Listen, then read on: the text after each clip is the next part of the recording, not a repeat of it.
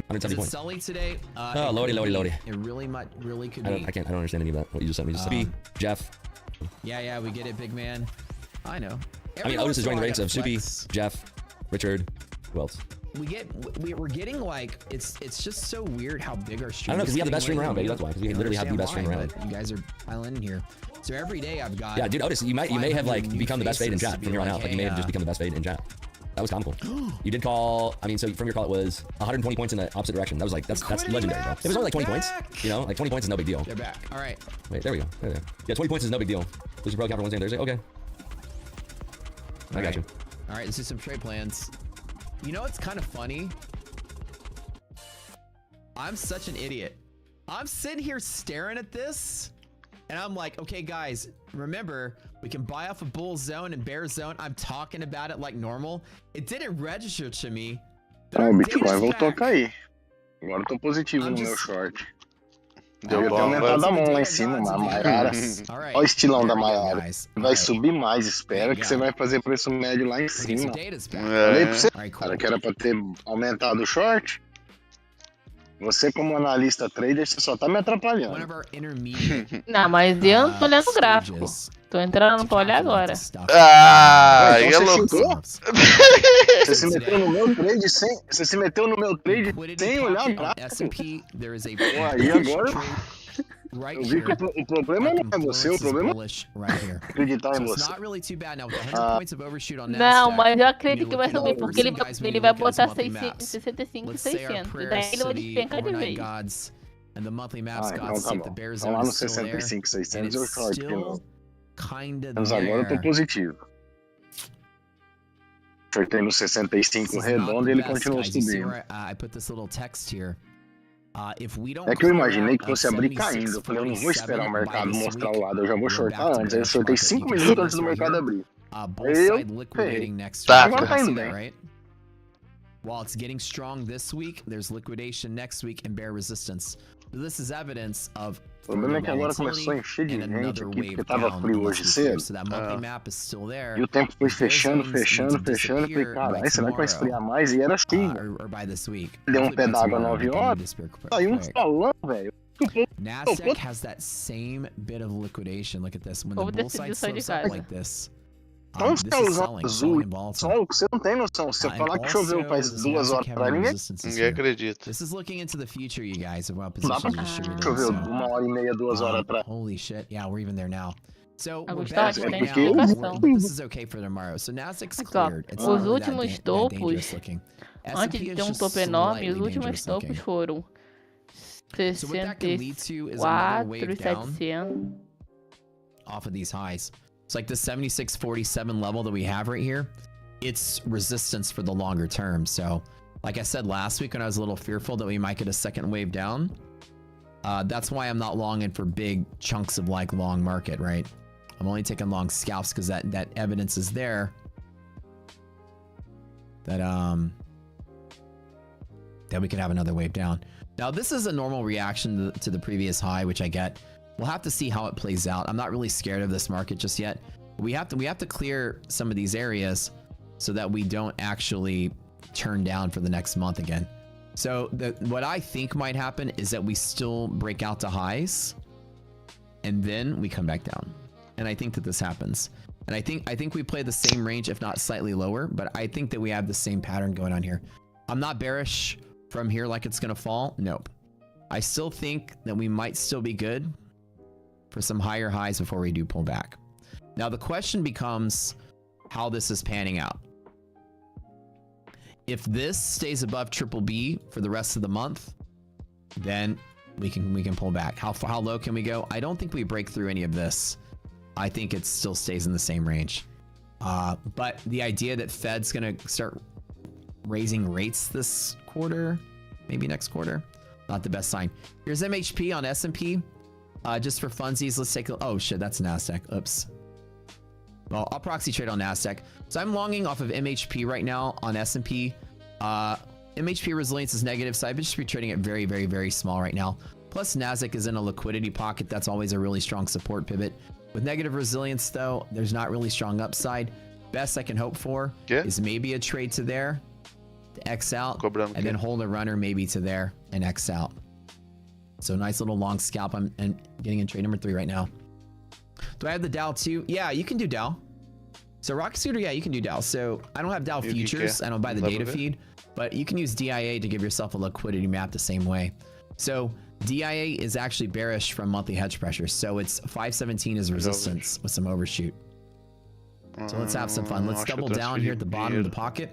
I've made almost my entire trading career off of this bear zone, bull zone trade. This is a very strong trade.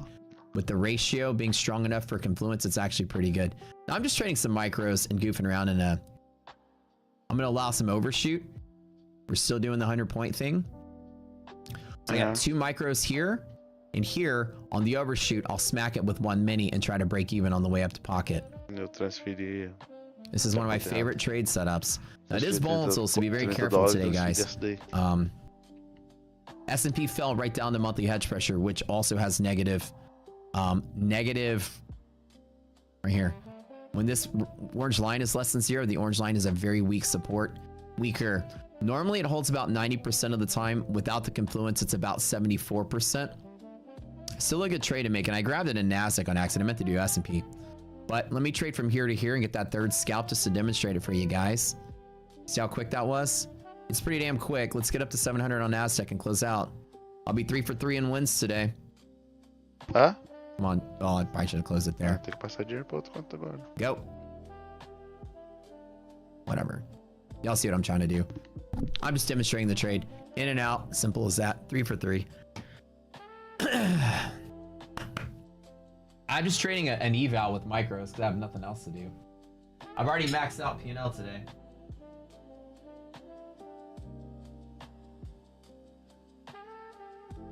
Eu fui passar pra minha conta de... It's always so important to trade from the right place. Dude, I made my career on this trade. This is my bread and butter trade. I win tournaments with this trade. I just in and out. The DIA is the Denver International Airport. Dude, I love all the cool lore and stuff that goes around the Denver Airport. Parece que eu tô indo lá pra casa, lá, né, agora parece que tá com um cheiro terrível. Parece que estragou na quinta-feira que estragou. Aí passou o final de semana inteiro sem conseguir usar. E se aparecer uma brecha, irmão, me dá uma prioridade aí, por gentileza, por favor.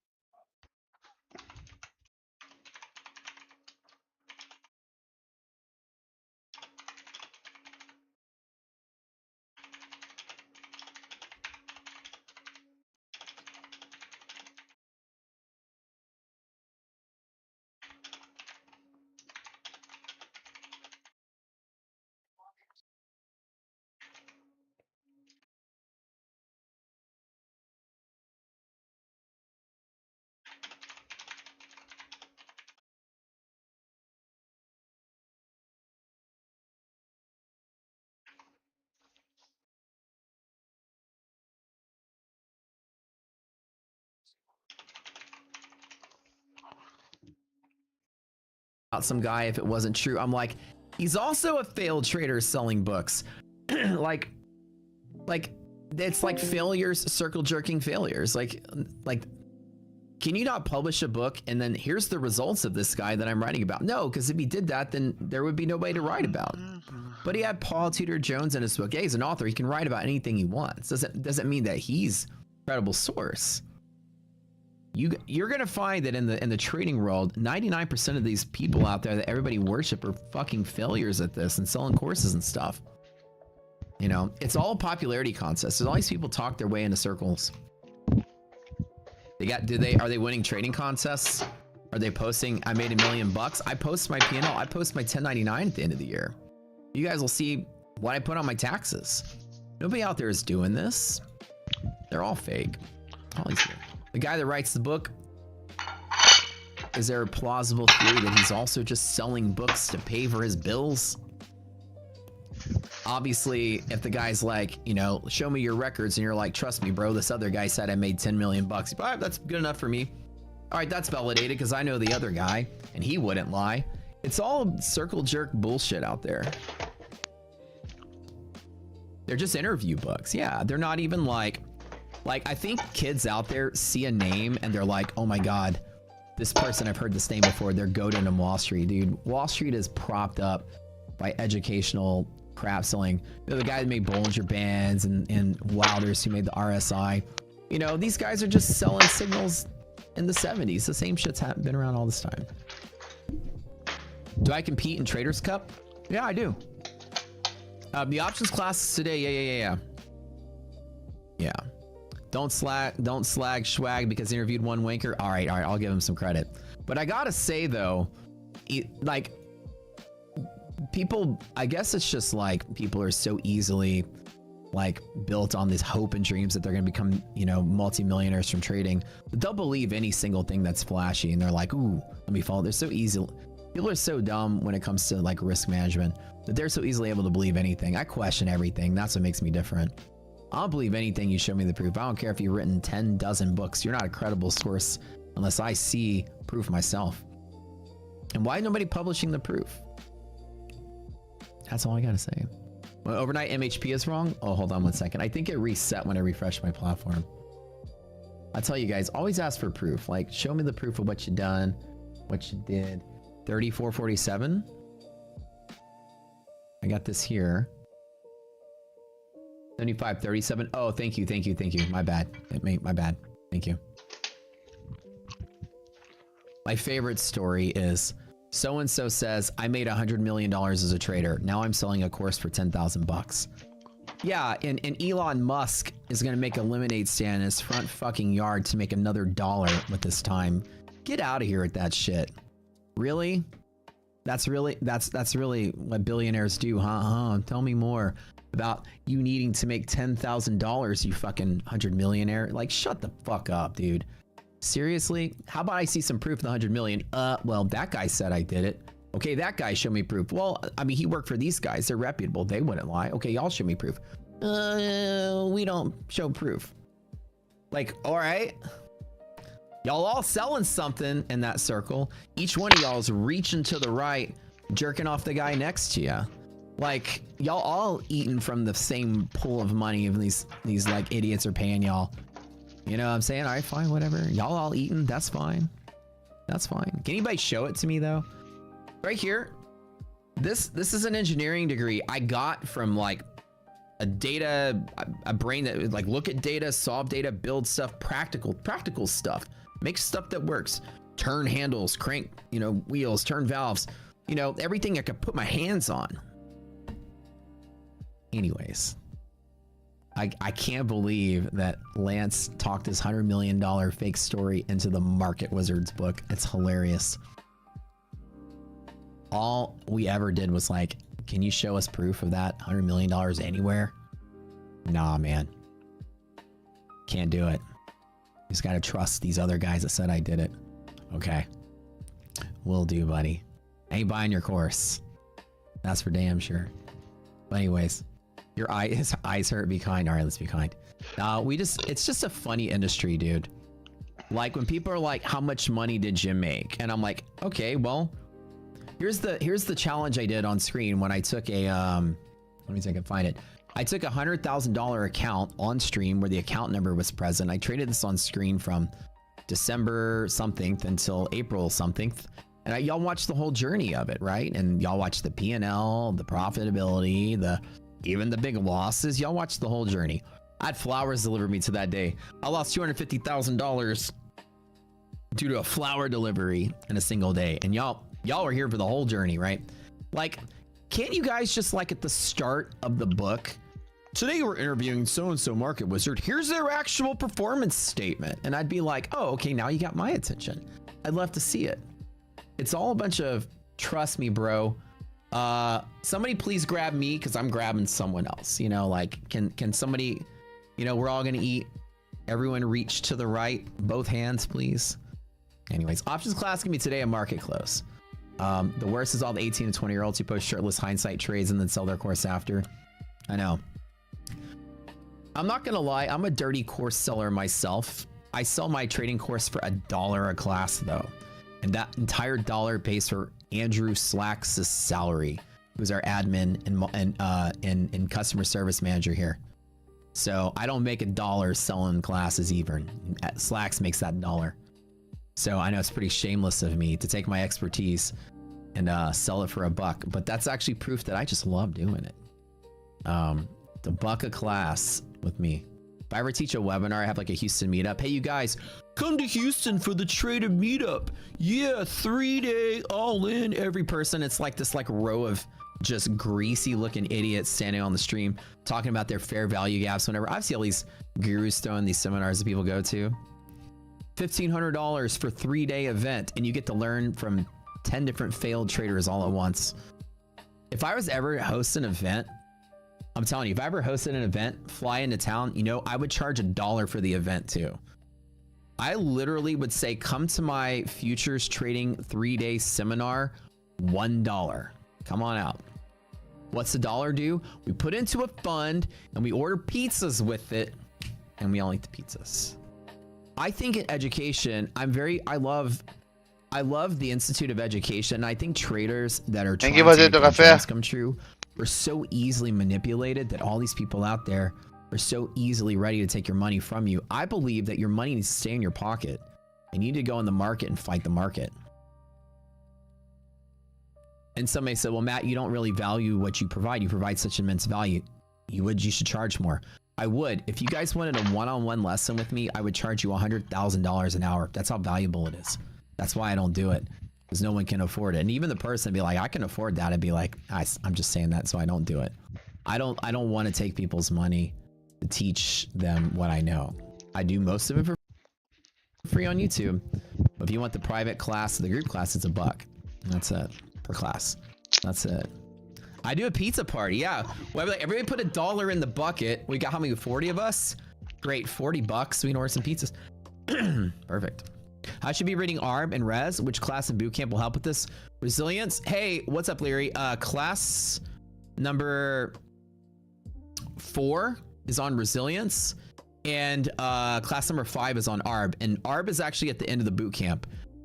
It's down there at the bottom because we just recorded. Okay, so if we survive MHP, there's a 74% chance we close above it with no confluence. A 26% chance we close below it. And if we are rejecting and closing below it, it can be really bad. Now, bulls, opportunistic bulls, your long entry is from there. But with the negative resilience, you're going to have resistance off of the halfway point. So again, we're just scalping on volatile. Small trades, wide range. This is your limit. If we lose this, the market's collapsing today. So be very careful. If we lose this, the market's collapsing today. Current range is 10 points S&P, 40 points NASDAQ. I think here, hold on, like 760. Okay, sorry, 60 points. So stop losses of 60 and 15 here for overshoots today, as of current conditions. VIX is going up. Yeah, it's looking pretty bad. Anyways, let's soften the blow with another top one. Coluna em formato de I want to take the bull side just to make the bet that we're okay. Are we selling off today? Just excited. I don't know, man. That MHP was freaking me out. Let me start that multi-map is freaking me out. All right, guys. Part 2. Top one. Everyone type top own in chat. Type it in. Anyways, I digress. I'm a very big advocate for cheap education. I'm a very big advocate for transparency in trading. I believe that traders should show what they do. And in my day, I used to walk 10 miles in the snow. No, I'm just kidding. No, in my day, seriously though, I used to really sit back and watch, like, traders would try to appear on YouTube and stuff. If they got caught paper trading a glimpse of it, we could feel the flow is speeding up, guys. So there's something going on right now. I don't know if it's like, may not be news driven, but you can feel that flow picking up. So something's firing off. This is a really strong bull support though. So we'll see what happens. Keep your eye out on this volume here. It's flopping around a whole lot right now. But in my day, like if there's a whiff of you paper trading for like a hot minute, social media would be a freaking witch hunt. Early in the early days of Twitter Spaces, I was friends with so many people that did Twitter Spaces, so I was always on the panel of whatever. And it was like they would do these witch hunts like so-and-so got caught paper trading. It was a huge deal, and the community would rip them apart. And like then COVID like started creating the whole prop trader world. Now everybody's paper trading. That's all anyone ever does, because prop trading is paper trading. And so now it's celebrated. So it's really hard to fish out the fakes and frauds. It's just become the standard to watch people just fake it through it. But all these people, like, there's a couple rules of thumb you guys can have whenever you're gauging a trader. Number one is, if they're a real account, just say, show me the history, show me the performance. If they have any reason they don't show it to you, they're hiding something. Always the case. You know why? You know how you make your channel go viral like I do? Show your results. If you show your results, people will line up and want to watch. There's no reason you wouldn't do that free, cheap, easy advertising. Like, I'd like to have a YouTube channel, but I'm private about my stuff. Really? There's a camera on your face, moron. How fucking private is that? These people sell the stupidest excuses out there. Really? You're private? Tell me more about that camera that films you for 8 hours a day, you fucking idiots. So I'm serious. I should do like a one-man stand-up comedy about trading. Anywho, people will show results if they were serious. Or like on the props, they'll show you their dashboard, like how much they paid in versus how much they paid out. But there's so many people that are very gullible, don't ask like, what did you pay in? They're just like, oh, you made $1 million payout? Cool, let me buy your course for 6,000 bucks. How much did they pay in? You know, they paid in like 300 or 400 grand for that, you know? And then after taxes, the 600 they took home got taxed in that bracket, you know, 37%. Fade here to $1 the million downside. payout minus what they paid in minus taxes could only be 300,000 bucks. Momentum auction theory and market structure. That's not how that works. You know, it's not as glorious as you think that it is. Ok, amigo, não tem problema. Só me avisa. É um pouquinho de antecedência pro carro tá alugado, né? Mas a pessoa que alugou já tá consciente já. Aí tem que armar uma história toda aí pro carro, né? Like, this is very important. História que eu digo assim, armar toda a logística pra pessoa deixar na plataforma ali e tal, né? Pra gente poder mostrar o carro. Esse negócio. Like that and what account they're on. Another thing is traders are going to hide their account number for whatever reason. This is my whole dashboard at Lucid. My first payout with Lucid was last month in May the 18th. That is correct. When I first got my first payout. And it's now June the 21st, and I've taken however many payouts this is. This is $55,000 payouts from Lucid. And then I also show my account numbers. And people always like, when there's 1,000 contracts, so much to learn about. Like hide their account number, which I understand. They don't want you to see like which trading account they're on, but the only reason they're going to do that, the only reason they do that is they don't want you to see that as account number 1025 and they're still not live yet. They don't want you to see they spend hundreds of thousands of dollars gambling on props. So I'll show you. I'm on account number 8, 9, and 11 with Lucid. That's 10 blow up or 7 blow ups, right? That's it on the funded side. But I think it's important for traders to also show that, and a lot of people don't show that either.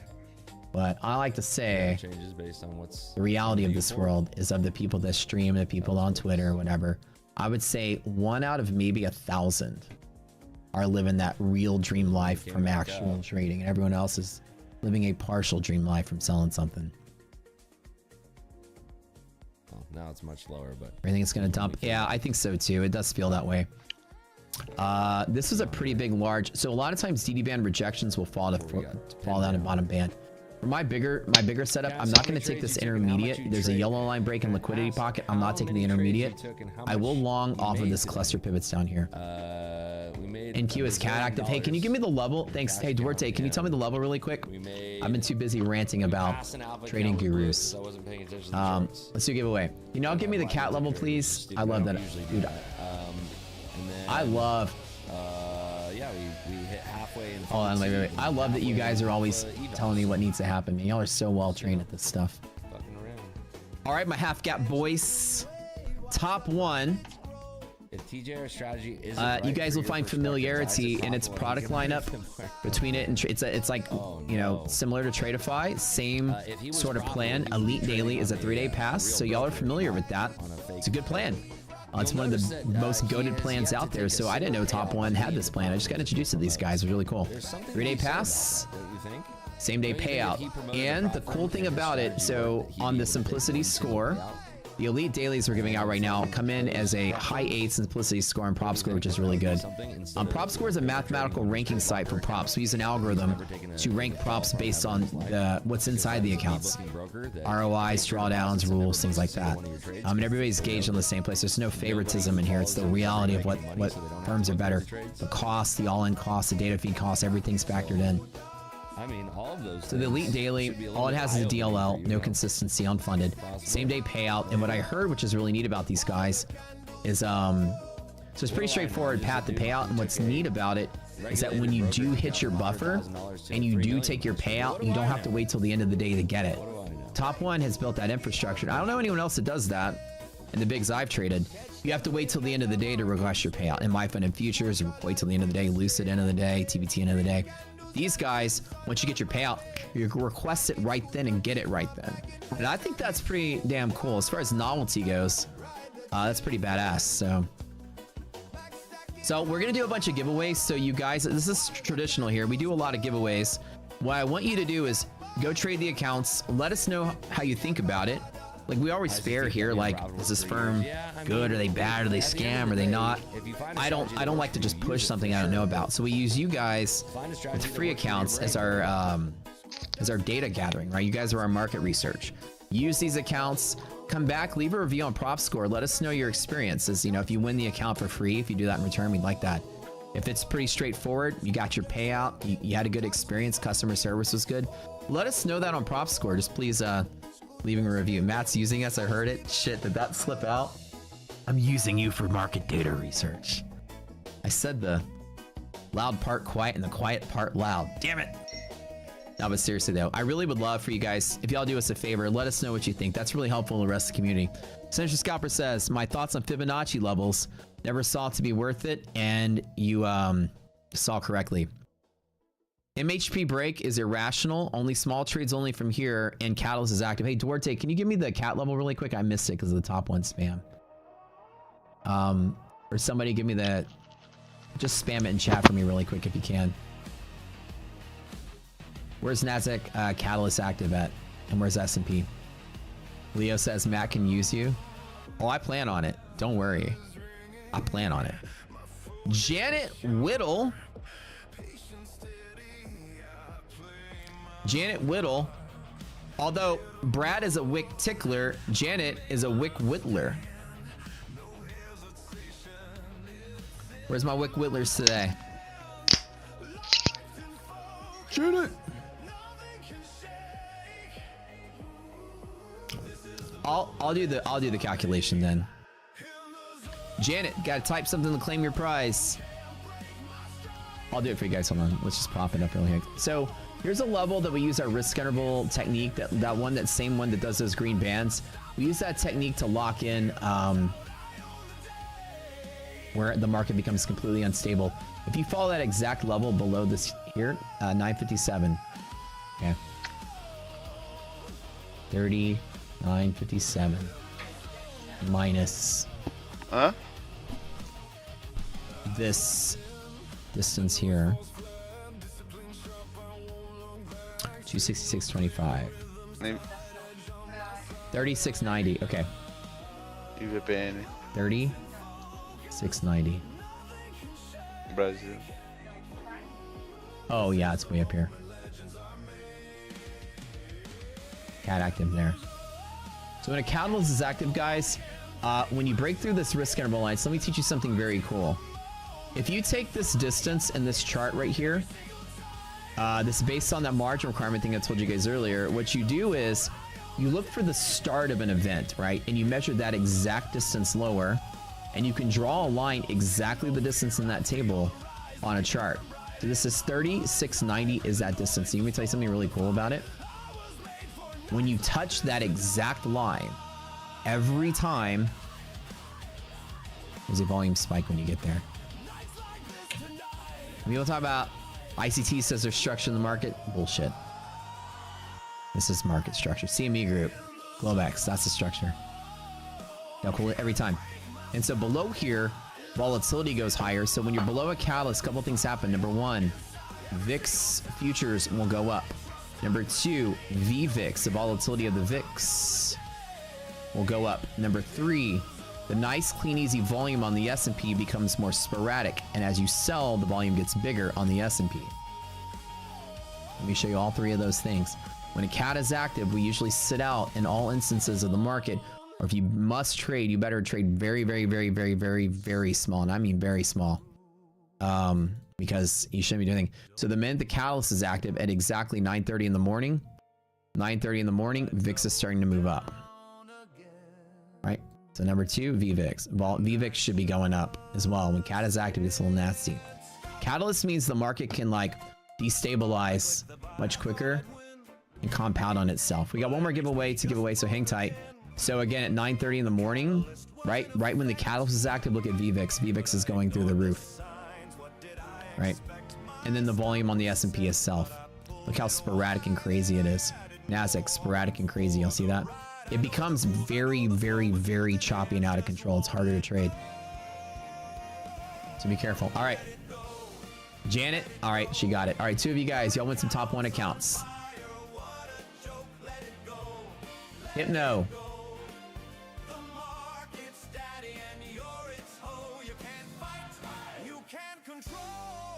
Congratulations. Those of you that won, you need to go to the Prop Score Discord and claim your prize. If you have not checked out Prop Score, it's a free service, by the way, just like pretty much everything else we do. Well, Rocket Scooter, the tools you pay for, but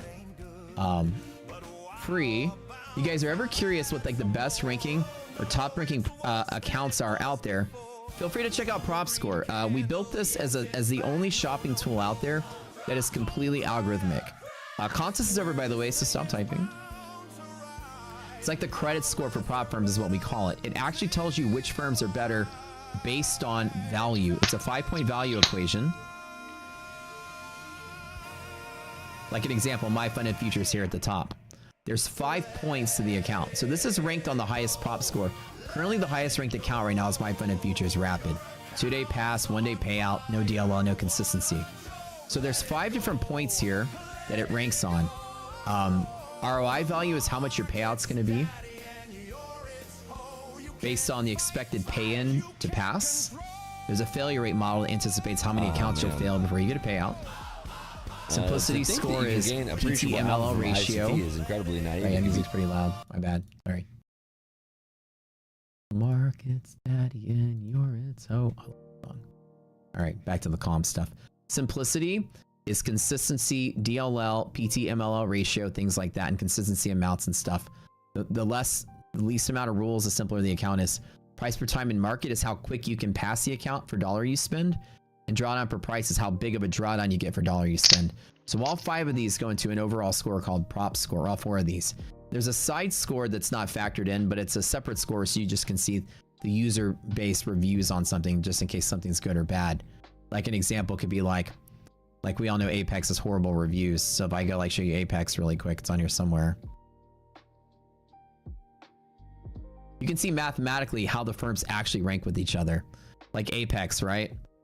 Decent stat, I mean, not really decent stats, but like less than average stats. One thing is good, one thing's average, one thing's below average, one thing's really bad, and the reviews are just horrible. So as a catch-all, you can say, okay, you know, people say this firm is goated, but however, the actual math stats aren't really that good.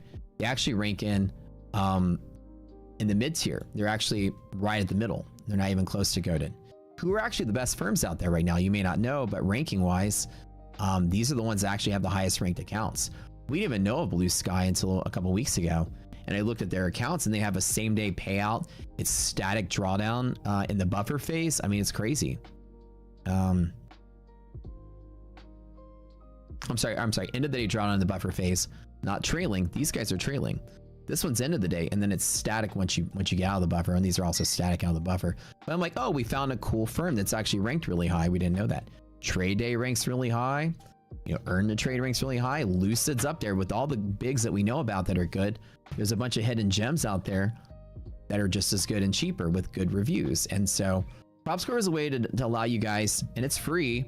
We have a loyalty program. If you use code SCORE everywhere you go, we not only get the best discounts, but we get exclusive discounts, sometimes just for us, and big events and tons of giveaways here on the stream. And we built that tool because everyone else out there has some kind of like prop ranking site. In reality, they just post who pays them a monthly salary to post. Retainers. So-and-so big streamer gets $50,000 a month to say something's the best for that month. And then it's right there at the top of the site, right? We don't do that here. We don't ever do that here. It's all math-based. So you'll be able to know like which account is actually ranked better, which accounts are actually bad. There's a lot of goated bullshit out there that's really bad. And so ours is like math based, and you'll be able to see, and it's free. No ads, no nothing. No monthly fee. It's a free service. So we invite you guys. It's fully supported by you using the score code. So that actually supports the employees here. We know everything about the prop space when it happens. We have all this information. And yeah. Like anything y'all ever want to know about the prop space, you know, we're your guys. Y'all support us by using score. I would love that.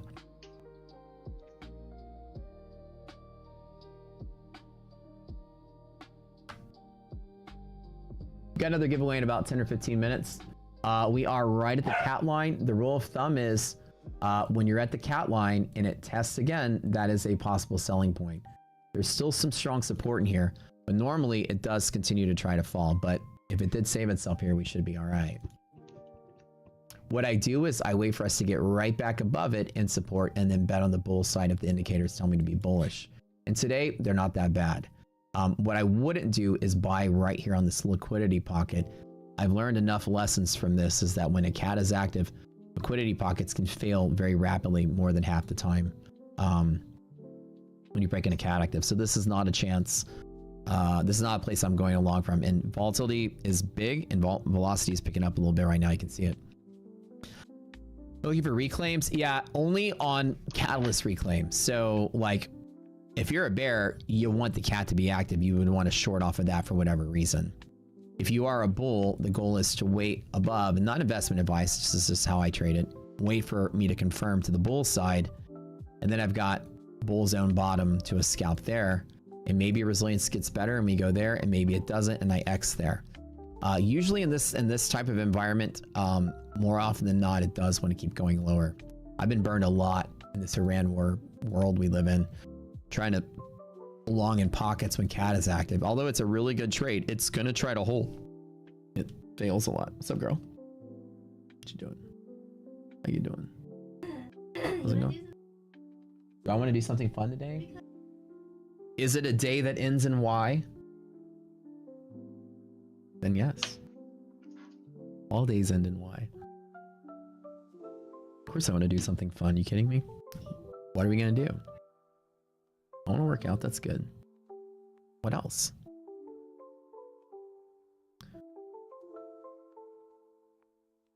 Let's do it. Somebody said, will Clay from Top 1 be on the stream this week? I'd like for him to be. That'd be kind of cool.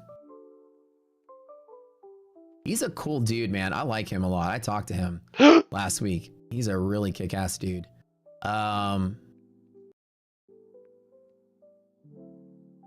Mods. Y'all want to make that happen? He's the best. Oh, he will? Oh, excellent, excellent. Yeah, he's chill, man. A minha casa his aqui, vibes, he's ela chill. é padrão Rio de Janeiro, He's a né? half gap boy. Porque é casa de laje, não é casa de telinga ou o resto, não. He fits right in. Não, tudo bem, mas não tem vedação térmica em janela, não tem portas largas. Porque não passa frio. Aqui a gente passa um frio do caralho. Mas do caralho mesmo.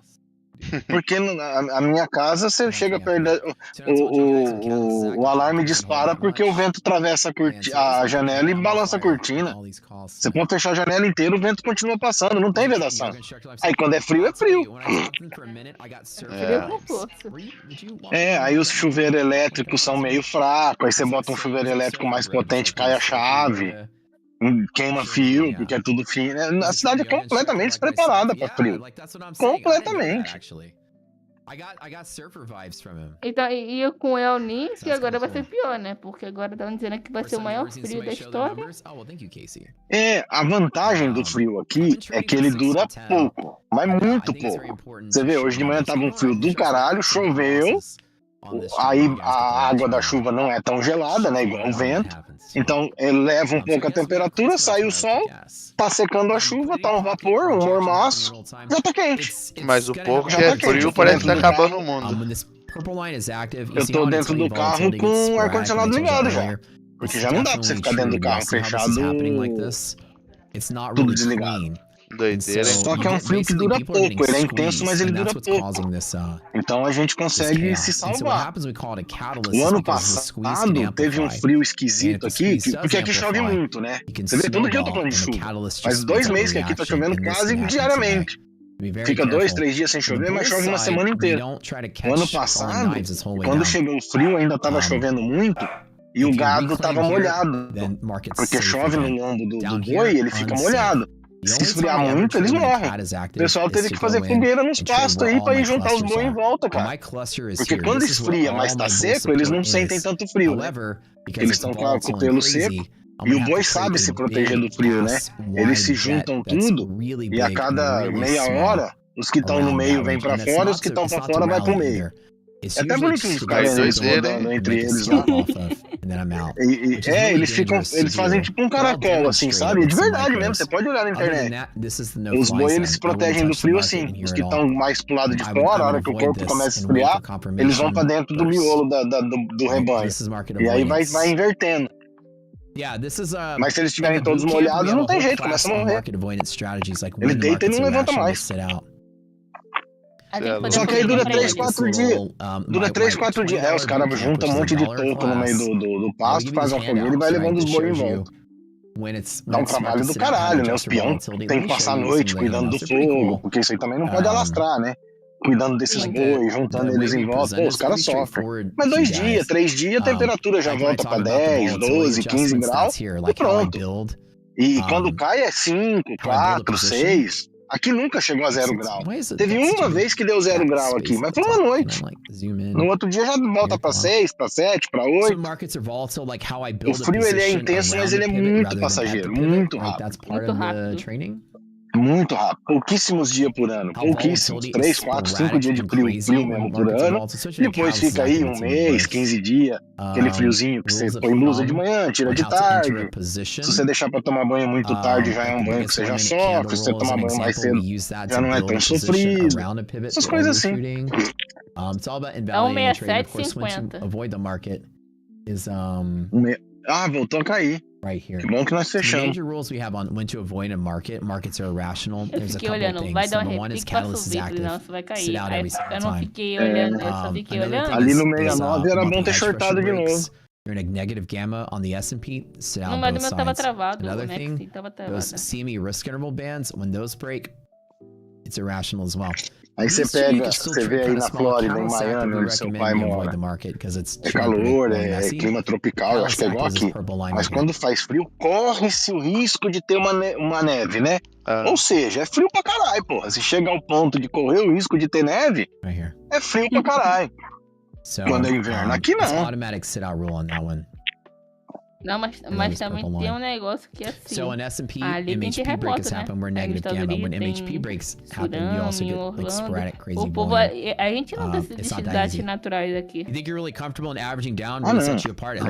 Aí são coisas diferentes, realmente são coisas diferentes. Mas eu tô falando de mudanças climáticas, né? E de mudanças climáticas normais. Estações, inverno, verão, é coisa que acontece todo ano. Furacão, essas coisas aí são os extremos, né? Mas eles têm mesmo. Na Flórida aí passa furacão todo ano, né? Pelo menos uma vez por ano tem as temporadas aí, sei lá como é que funciona. Mas tá todo mundo preparado também, né? Tá todo mundo preparado também, né? Tem uns buracos no chão pra entrar dentro. Mas é sempre um susto, né? Com certeza. Sometimes the markets are volatile and it has to go a certain distance where you're certain that you've broken your level and you need to get out of the way. Invalidation is when you stop a trade. Most new traders confuse volatility with invalidation. Sometimes you're in a trade and then you hit a stop and then it goes when you're like, oh man, if I was just still in the trade, I would have made some money, right? Because a lot of times you have to understand that you have to adjust for volatility, right? It's a big part of aqui na porta da escola tem gente de camiseta, tem gente de jaqueta.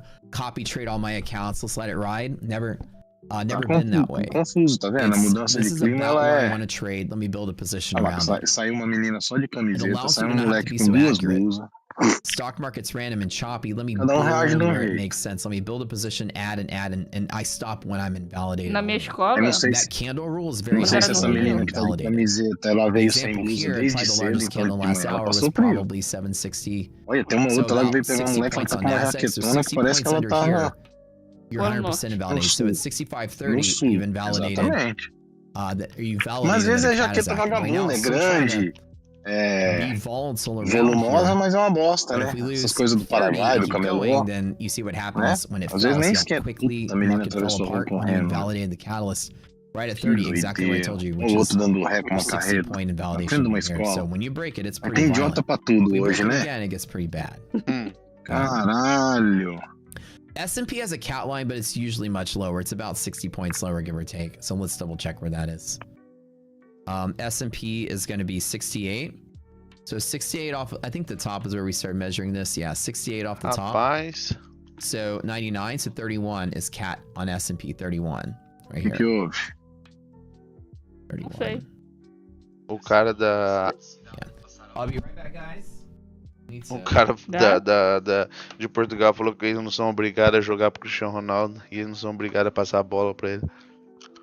Na entrevista. Pois é, cara, isso falou é ridículo. Na entrevista. E você vê dentro de campo isso, né? Caralho, velho, que doideira, mano.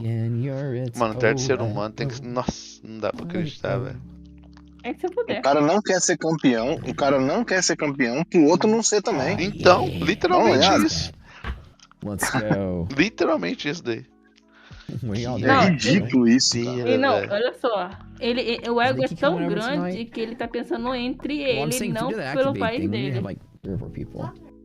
Pois é, ele quer que se foda. Não, mas nem que se ele pensasse só por ele. Oi? Como é que é escalado? Como é que é convocado um cara desse, né? Não, mas o problema é que não é só ele, né, mano? Se ele tem a coragem de pegar e sair falando isso, é porque lá dentro tem muito mais disso. Activate, but there's another one. It's called Time Mission or something. It's like an Activate competitor. They build one right near our house. So we're big fans. One of our first dates was at Activate. And we had a blast there. But it's like 40 minutes away though.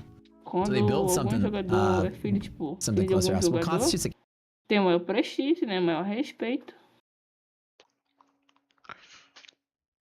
Será que o filho do Bruno tem todo esse prestígio e respeito também? Tá falando de gente do bem, né? Não quem fez merda, né?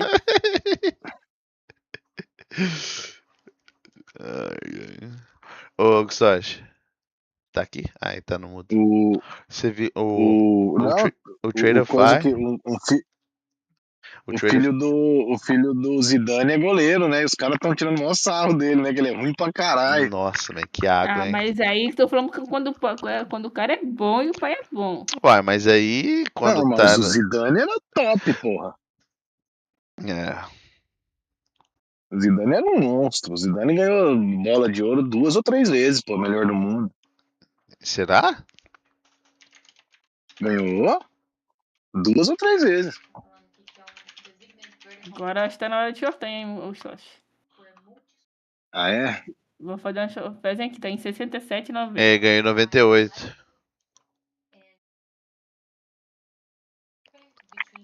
Em 98, inclusive, eles foram campeão do mundo, né? É.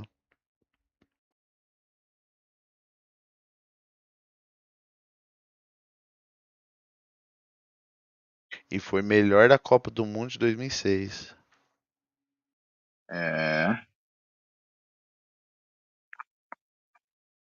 O Ronaldo deu uma entrevista esses dias, e aí perguntaram pra ele assim, quem que era o melhor jogador que já jogou com ele. Ele falou, cara, quando me faziam essa pergunta antigamente, eu falava Zidane. E depois eu caí na real e vendo até uns vídeos depois e pensando melhor, o melhor cara que jogou do meu lado ou contra mim foi o Ronaldinho Gaúcho. E durante muito tempo eu falei Zidane e naquela época eu já sabia que o Ronaldinho era melhor que o Zidane. Provavelmente o cara falou ou o Zidane pra puxar saco, que eles jogaram junto muito tempo pra fazer um abraço, ou porque o cara não quer dar o braço a torcer e falar de outro brasileiro, né? Os caras são muito filha da puta, né? Será que o Hendrick lá na frente vai ter essa mesma sensação? Então, pois é.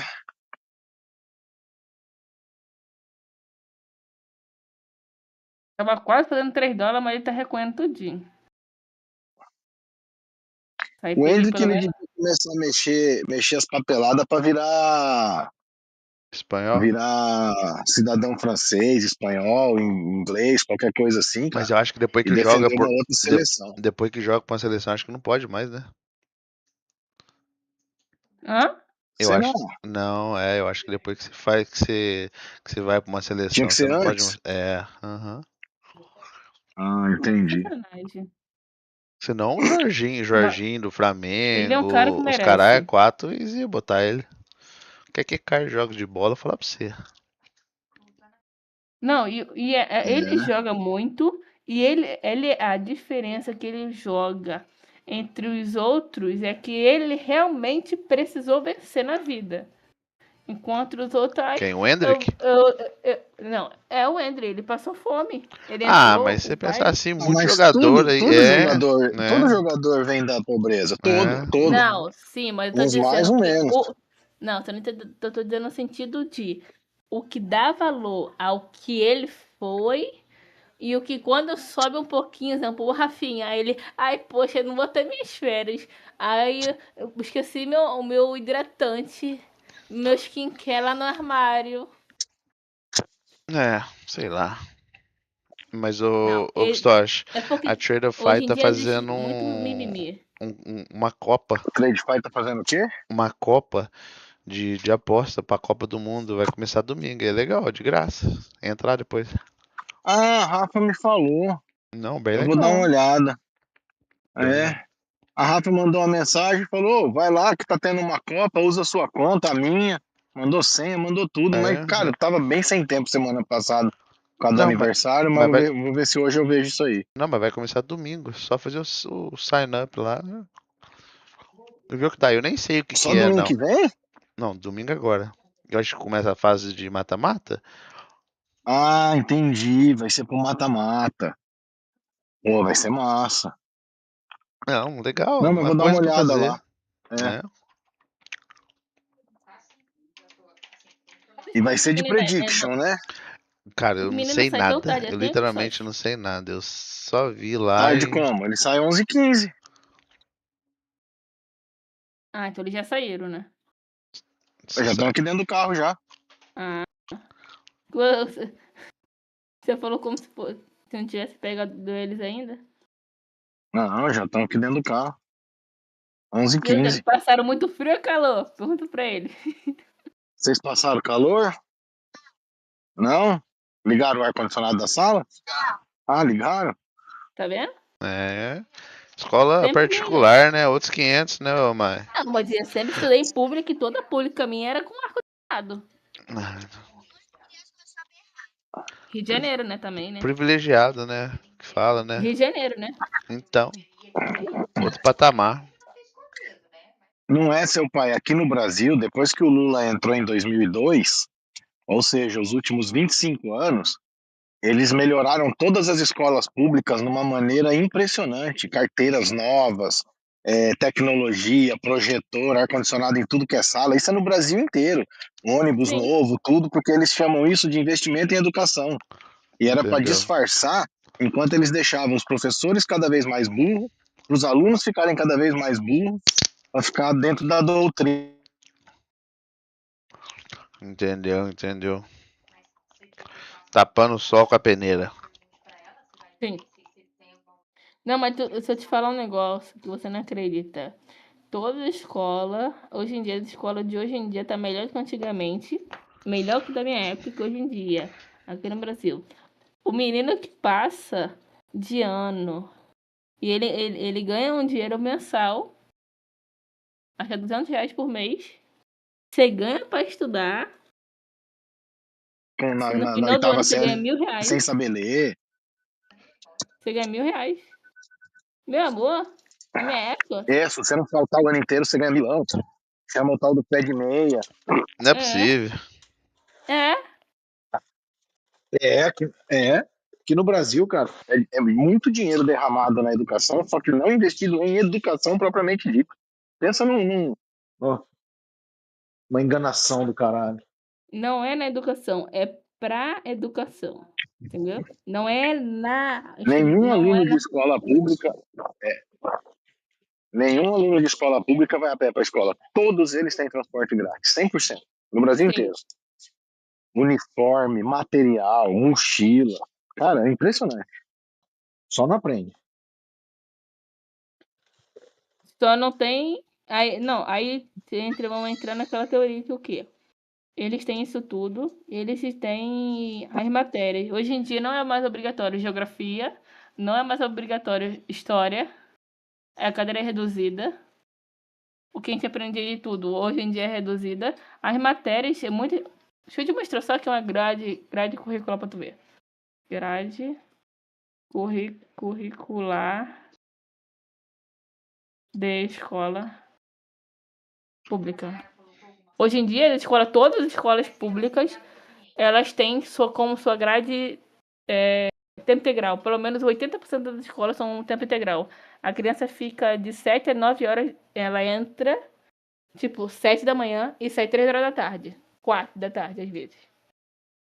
Aqui nos Estados Unidos são todas assim.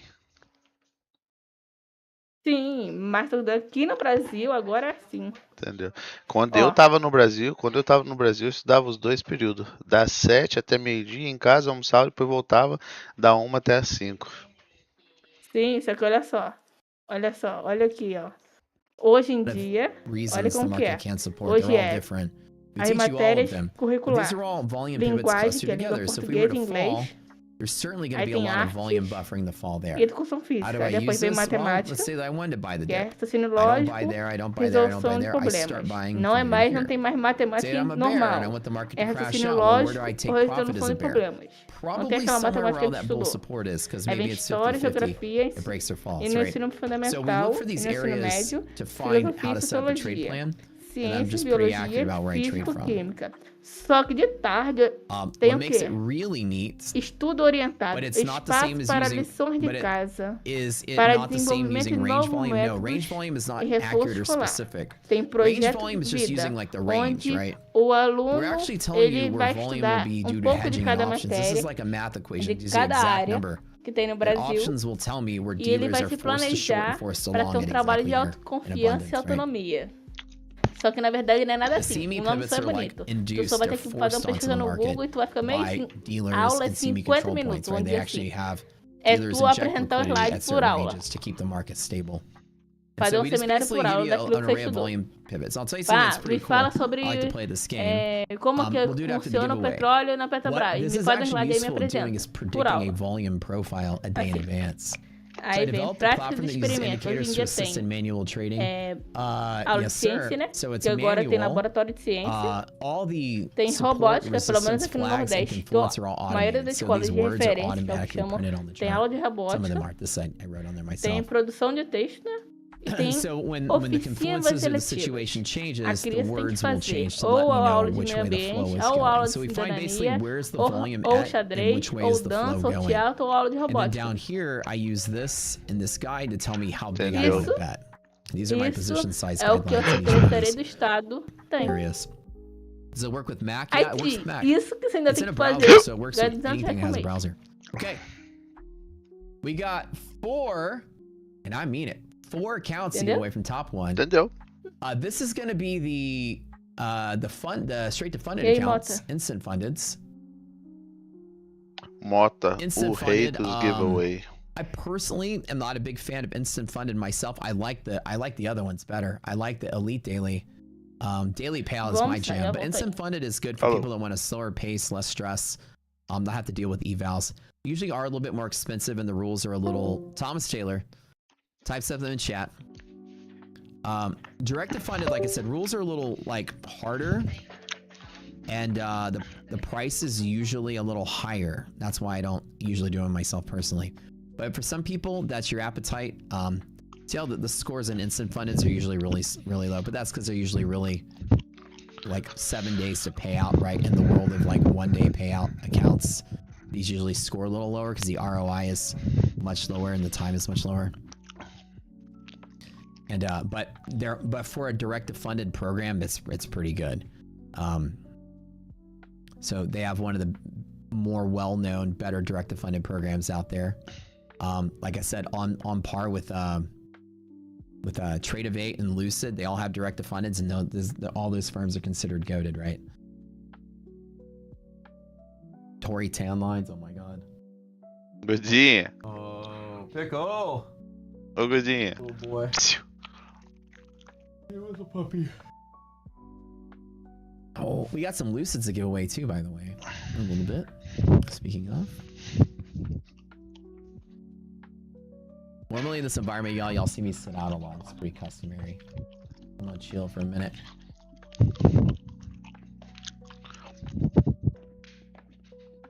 Mosquitoes? Did you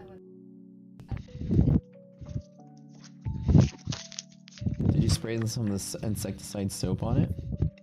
Good. The soap, not the neem oil, but the insecticide soap. It'll say on the bottle soap. Yeah, it'll kill most bugs, actually. Just malaria in Houston. They have it here? Oh, I'm scared.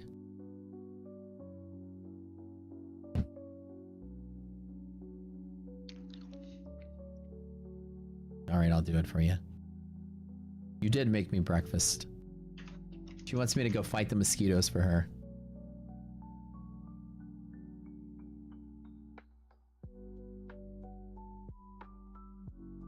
All right, all right. Watch out for bill auctions. What do we have today, by the way? Let me, God Loki. Let's see what we got going on today.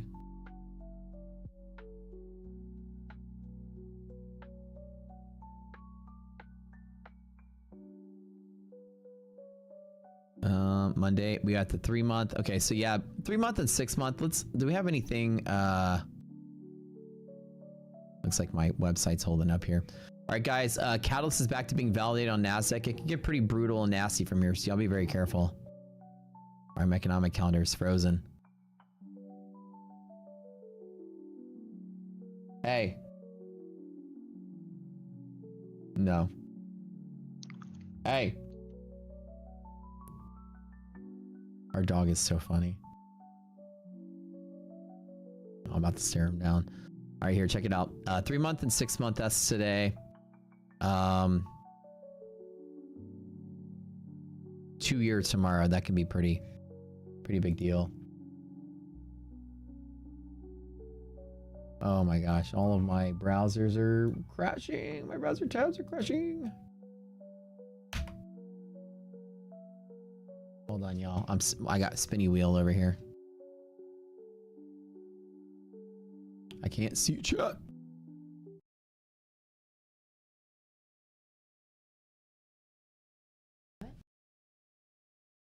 Hold on.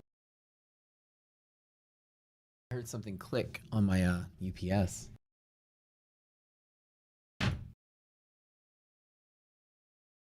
Something's going on. Hold on, guys. Hold on. I gotta reset all my browsers. Hold on. Don't go anywhere.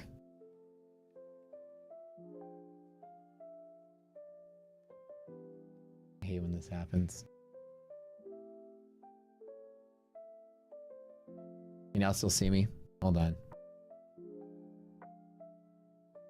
All right, we're back. We're back. We're back. Hold on. I'm gonna reset anything.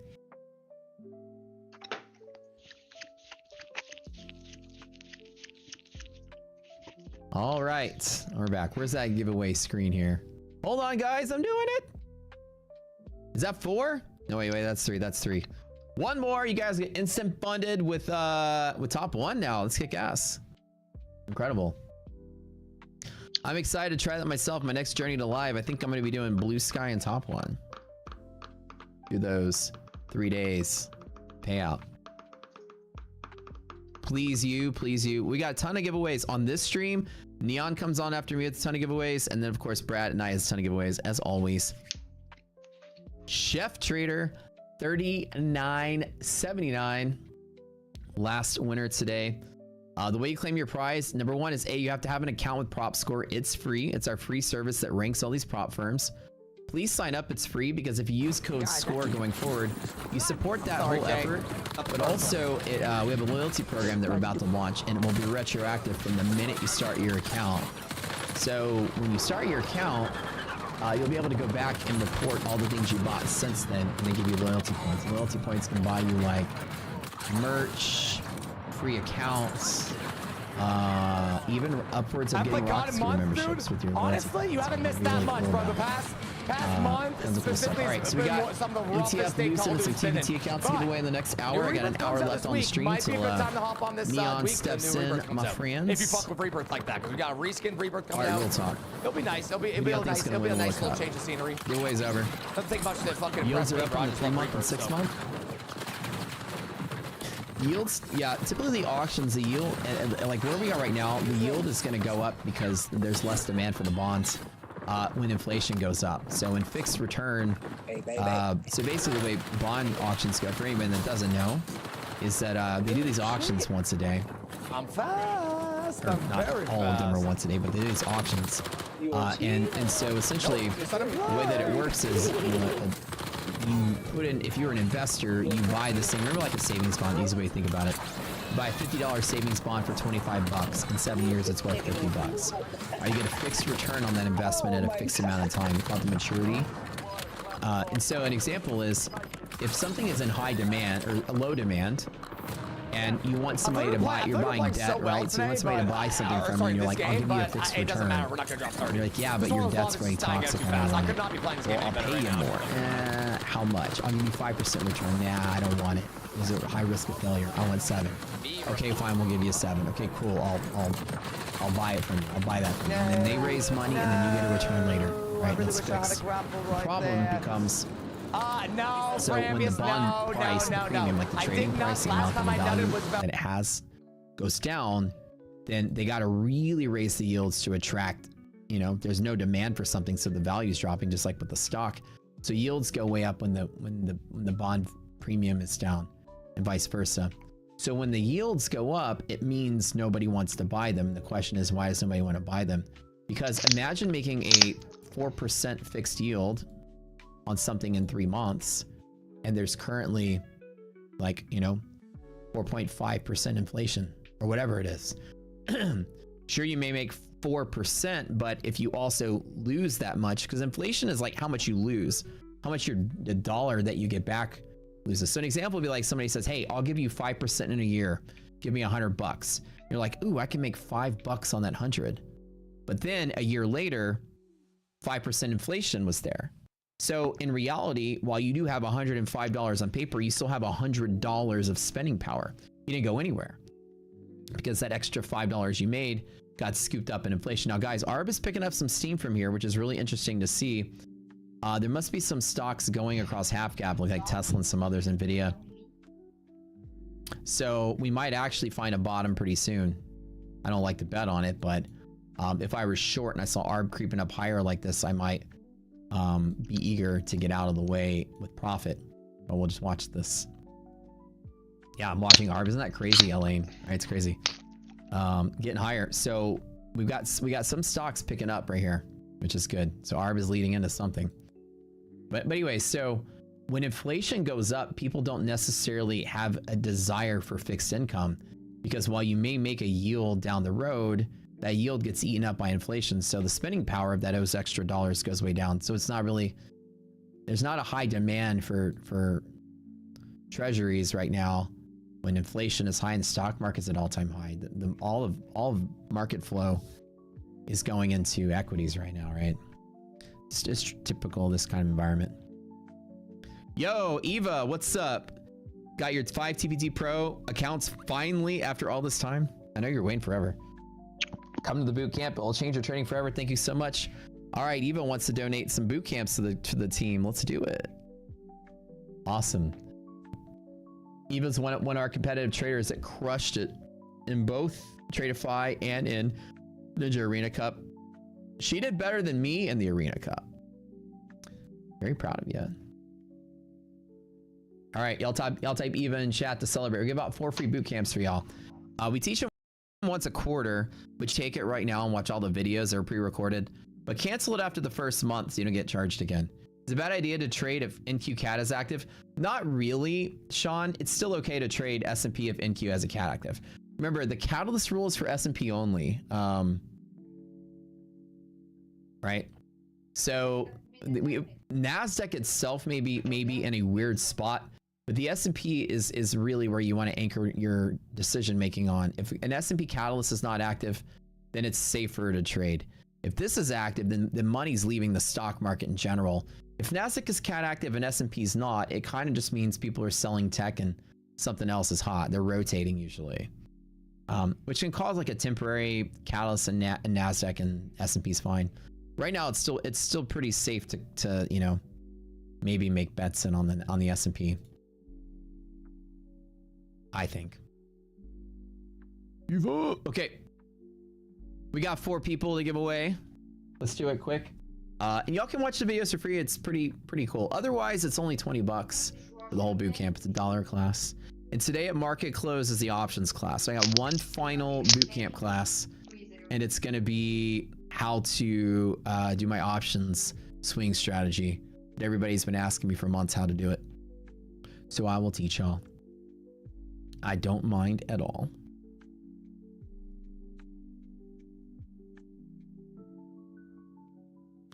What? Holy crap. Merlin coming here with the 99 dono. Wow. Booty camps change your life, my man. Wow. Incredible. My man. All right. So Merlin with the 100 dono. You guys, this is what I love about this community. I teach a boot camp for a $1 class.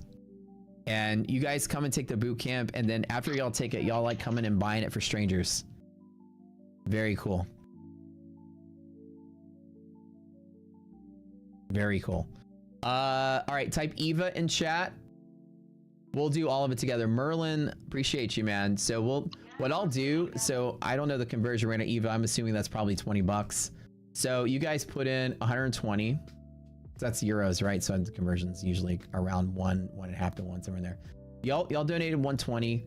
I'll match your donations times 3. So I'll donate 360 bucks to boot camps, you guys. So I will now give out 24 boot camps, apart from the one we just did. So we need what, 23 more? All right. I'll give you guys a couple seconds. Type in Eva. I guess for Merlin, Eva's donations. Thank you guys. Oh, 35 euros is 40 bucks. Okay, my bad. So let me donate. So that's 140. Let me donate 420. I'll donate 420 bucks. You guys donated 140. So that is 560. That's 28. The 28 boot camps. All right, 28 of you guys can come to the boot camp for free. Everyone else, you gotta pay $1 class. So expensive. Might break the bank, but you might be okay. All right, we're gonna throw this in ChatGPT. We can't spin this wheel 28 times. All right, I'm gonna count to 10. iDoc, count me down from 10. 7, 6, 5, 4, 3, 2, 1. All right, I'm locking it in. I'm locking it in. I'm locking it in. All right.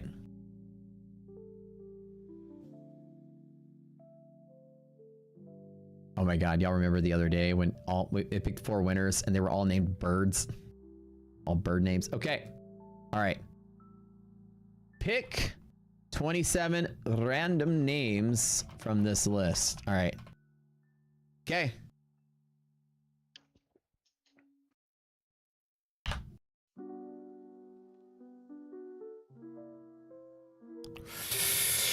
Market Profile, Mama Star, LO2A, Chart Sniper, Lumia, Rocky NQ, Frequency, 144K, Blaze, 360 Train with MJS, Too Stupid to Fail, The Info Doctor, Thunder Donkey 1, Mark Crypto, Rescue Spork, Miss K911, Diesel Trading, Gamma, Trado 007 NQ, Games Lover for Me, Think Like Matt. I like that name.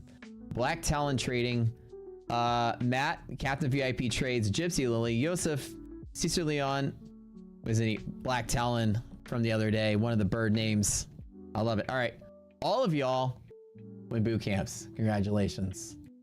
You're gonna go to the Rocket Scooter Discord, which is the other Discord, in the description below the video. And D-Brand. Talk to an admin named Slacks. Will hook you guys up. Y'all can learn for free. Remember, you get a free month. So cancel before the end of the first month, or else it'll charge you 20 bucks. but you can stay in it every month if you want. Keep watching the videos, and every quarter we do these live. All right. The options class is tonight, or market close today. So remember, we had that sort of ARB leak in, and y'all were yelling at me about ARB. Look at this. ARB is always so good at what it does. Y'all were saying, Matt, look at ARB. Matt, look at our market was selling, and I said it could bottom out from here, and boom, that it did. Now, I'm not trading when Catalyst is active, but that's pretty cool that ARB led the pack the whole way. As ARB gets higher and higher and higher, the market's potential is to the upside. That's pretty good. Now you have to pay $1 per class, and you're gonna love it. The options class, no, not on the stream. No. It's gonna be recorded tonight. Yeah. Tonight. Shawn Michael, the S&P cat line. Let's go. Okay, we got some more prop accounts to give away, and we're gonna run out of time. So I'm excited that tomorrow we got top one stepping by, hang out in the stream. Have a chat with those guys live. It'll probably be about maybe close to 10 o'clock, like after maybe an hour and a half after market opens. So can you watch it tomorrow? Yeah, it'll be recorded, and I'll throw it up in the Discord tonight. The options class will be in a Zoom call tonight. So we just finished the last boot camp. This is the final class of the boot camp today.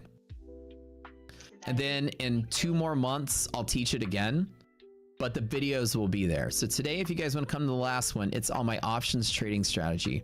How I use options to hedge at the top, like right now, I use options to hedge, and how I use options to buy the dip when markets are crashing out. So I'll teach you guys both those strategies. Again, full transparency, I'm not the world's greatest options trader by far. I'm okay, but it's just not an options trading class. This is Matt's options strategy class. So I have 2 really good strats that I use in 2 very specific circumstances, and that's it. It's not an options day trading class, but it's to tell you I make big bets or big hedges in certain conditions, and I'll teach you guys the whole thing. You just bought the boot camp, you give it to someone else. Okay, I don't have time to run another. Well, why the hell not? You guys have 24 hours to claim your prize by talking to Slacks. He's got to have a message from y'all. If he doesn't, then you don't get your prize, but send him a message. And happy Father's Day to all the fathers out there. Father's Day this weekend. I got to hang out with family as always.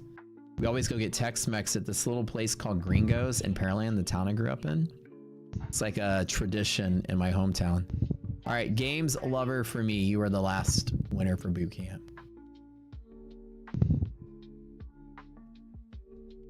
Can't see it. All right, we got some we're gonna take a little bit of a break, but I got a bunch of other stuff to give away. Pretty nice to see the market. Remember, when Catalyst is active, markets are like double random. They're always random, but they're like crazy random. See how nuts this was? I'm not trying to short it. I'm not trying to long it. I'm just chilling. We're just chilling. Once S&P validated the monthly hedge, just flew back up. Now it's in liquidity pocket. Like right now, technically speaking, I could technically trade S&P if I wanted to. It isn't every single time long setup. If we bounce up this pocket right here, I could definitely take a long from there. I know I'm late on this Nasdaq trade, but I can do it with 2 micros. My confidence in this is slightly better than it was earlier. The fact that we reclaimed, I'm going to start building a position here. I'm going to add to it here, and if I'm wrong, I'm wrong. It's not really the best trade, but this is a liquidity pocket. I do want to demonstrate that one particular setup. Not the strongest, but I'm definitely more confident here than I was earlier. I want to do 3. Okay. Thanks, guys, for the donos.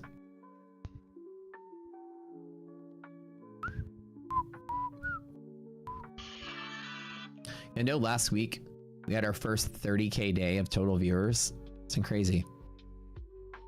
Same time a month ago, we were at 20K. Same time 3 months ago, we were at 10K. I really appreciate y'all supporting the stream, helping us grow, supporting Brad. Brad's, you know, I made Brad a full-time offer for him to quit his job to take on his dream of being a full-time trader. I was like, I will support you and your journey, my brother. NASDAQ, I'm going to build around this pivot of 609. What is this? 630. So I'm going to let 40 points of overshoot happen. So all the way down to 620, I'll build into it right here.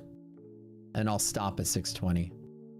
So I just put 3, like I got here, and I'm just building. I'm not chasing it. I'm going to let the extremes happen, get my cost base a little lower. If I can. Oh, wait, sorry. No, don't type Vivo. Hold on. Not yet. Hold on. Give me like 5 minutes. Being tight.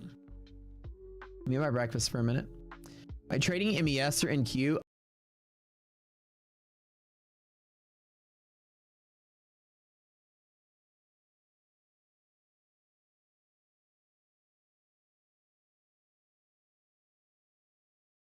Internet de novo. Ouviu?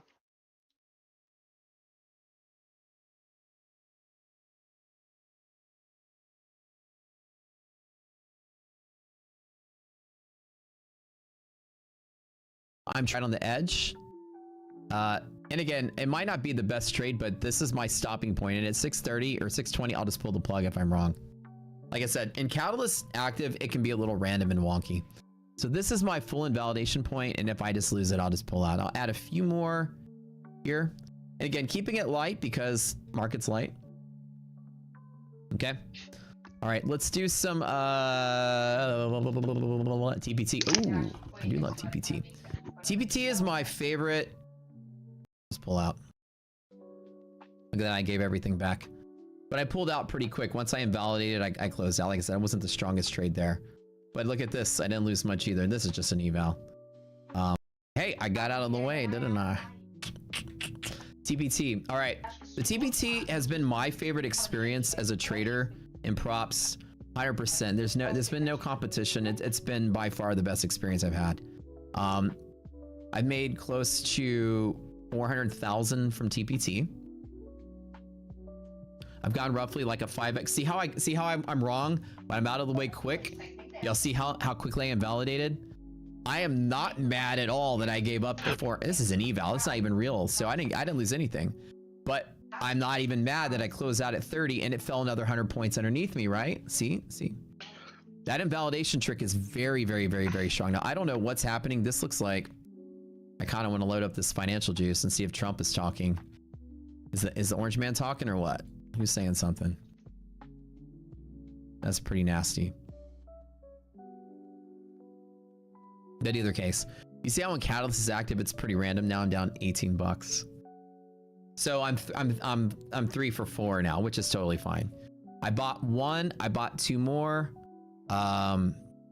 We fell. I added 2 more, and then it fell, and then I closed out. Simple as that. Yeah, and on prop score, like I said, TPT is tied for first place with MyFunded Futures. Their TPT Pro account, I mean, the actual prop score is like a 9.9 out of 10.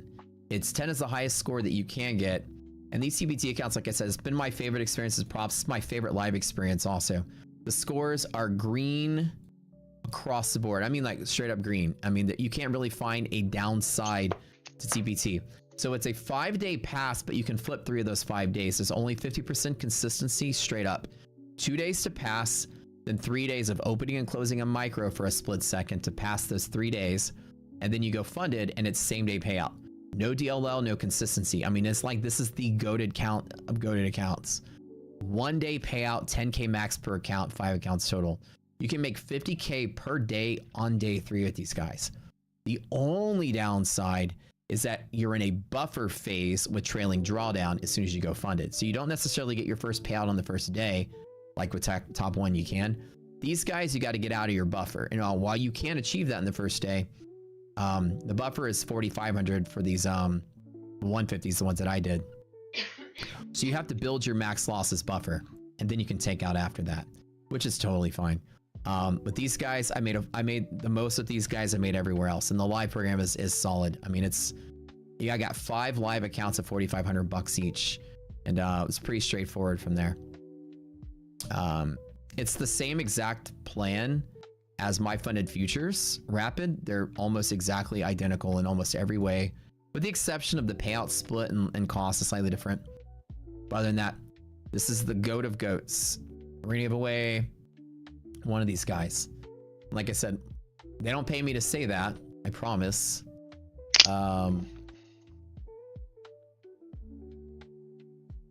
This is from personal experience.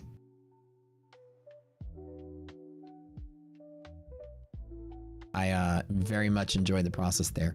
I've enjoyed my funded futures as my second favorite. I've enjoyed TPT as my first favorite so far of what I've traded. Lucid's my third favorite, and I like Lucid a whole lot as well. I'm really enjoying Lucid. Lucid is a lot easier than the other two, a lot easier, especially Lucid Flex. So it's a lot calmer. It's not a lot of pressure. Trying to make 10K a day in some of these TPT accounts, it can get stressful. Lucid is like an easy coast at this point. It's kind of nice. We have one TPT account to give away today for you guys. God Collector for Eternity. Gold Collector for Eternity, sorry.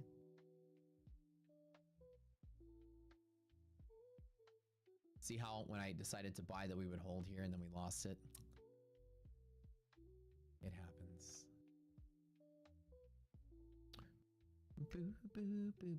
Okay, guys, we got like 30 more minutes. I got some more stuff to give away later. My funded futures, some fun stuff. Let's chill. Remember, when Catalyst is active, it's pretty random. See how I took a big hit on this one. I had 2 winning trades today. Sorry, 3 winning trades and 1 losing one. And the losing one broke me even, which is totally fine. But in this environment, that's the whole dangerousness of it. See how this is normally the bread and butter trade I always take, liquidity pocket? And it just so happened to lose. And so if we get there again, I'll take it every time. But that's just the nature of Catalyst being active. Your probabilities go way down.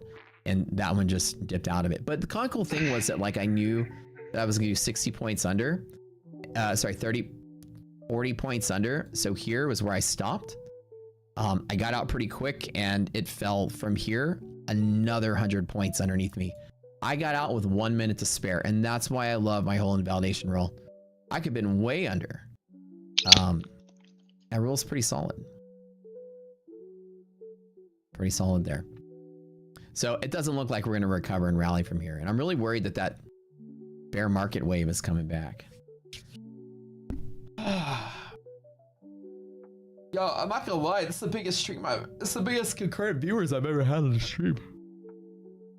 We got 1,500 viewers today. Wait, no, 1,498. We were 2 viewers shy of 1,500. That's crazy. My previous record was like slightly over 1,400, so that's crazy. A gold chart in the levels, yeah. So you can plot anything that has options. I don't subscribe to gold futures myself because I don't trade it, so I don't have the futures data. But I don't subscribe to gold futures myself because I don't trade it, so I don't have the futures data. But I'm gonna load up GLD, which is a gold ETF or ETN or whatever it is, one of the two. And gold is bearish pressure from both the blue line and the orange line. So gold is like anything above here wants to move like this. Caiu? Anything below here wants to keep going down. So the pressure is like this. There's a little bit of weekly bull hedging, but a massive amount of monthly bear hedging. So se jogar pra cá, vou jogar pra lá. Bear short down is everything is down, right? So gold is structured to the downside. And gold's been this liquidity map for quite some time, and I mean quite some time. Ever since it started selling, gold has just been in that bear setup, bear setup, bear setup. Hey brother, what do I think of SanDisk? You mean the company? I don't trade stocks. I don't really follow companies. Don't worry, the peace tweet will happen Wednesday. If I back the bear wave, hey, it might happen by afternoon. You never know. All right, guys, TPT giveaway's over. It's over for now. It's over for now. Somebody said I'm always talking. Oh, Trump is always talking. I was like, that's true. I'm also always talking. But yeah, Trump's always saying something. I swear, anytime the market's going down, he's like, somebody get me a camera. Put a camera on my face today. These levels work for stocks. They do. You guys want to play a game? Watch this. I love this game. So you guys know that I'm not cheating. Let me show you what we actually do. What the beautiful thing that is. I was going to show you earlier. Okay. So I did this demonstration last week, but I'll do it again right now. What we actually do is we predict a volume profile a day in advance. This is revolutionary. We use math to do it. options.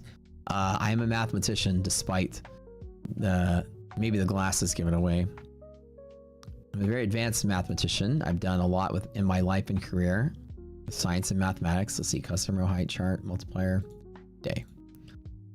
And so we put a little math into the markets, and we come up with some repeatable stuff that's really neat.